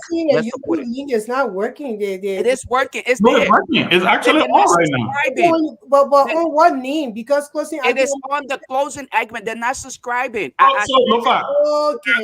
are two of them. Yeah, because I'm trying to get myself. There's Real TV, real channels or whatever, and then there's the closing argument. Real channels. Real no, TV. but here's the thing though. I always pin the link over here. Yeah, you can ping it. Right. I always put it over you have to turn on your notification. Yeah.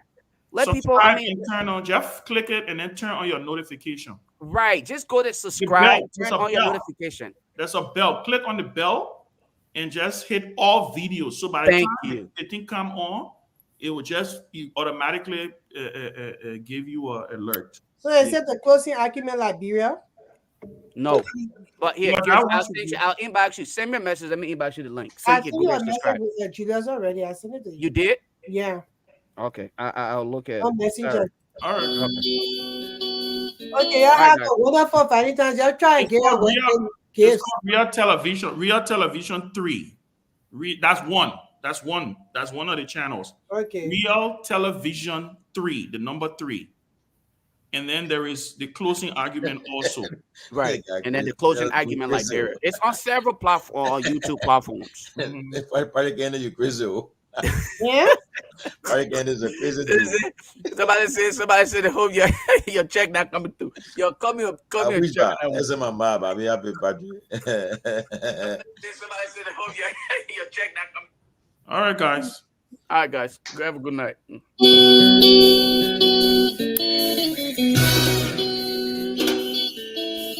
Heron, call me, Heron, please.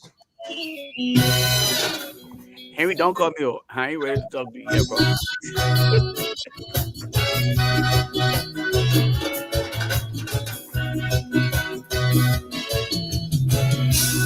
And I tell you, on that note, this I would like to call your day. It has been very fascinating, educative, and informative. Yeah, on the closing argument. 16 minutes up to the hour, 1 o'clock. Thank you for following. Thank you for always following. Join us on Friday for our weekend presentation. I have been here. My name is Henry Jara. Do you have a pleasant good night?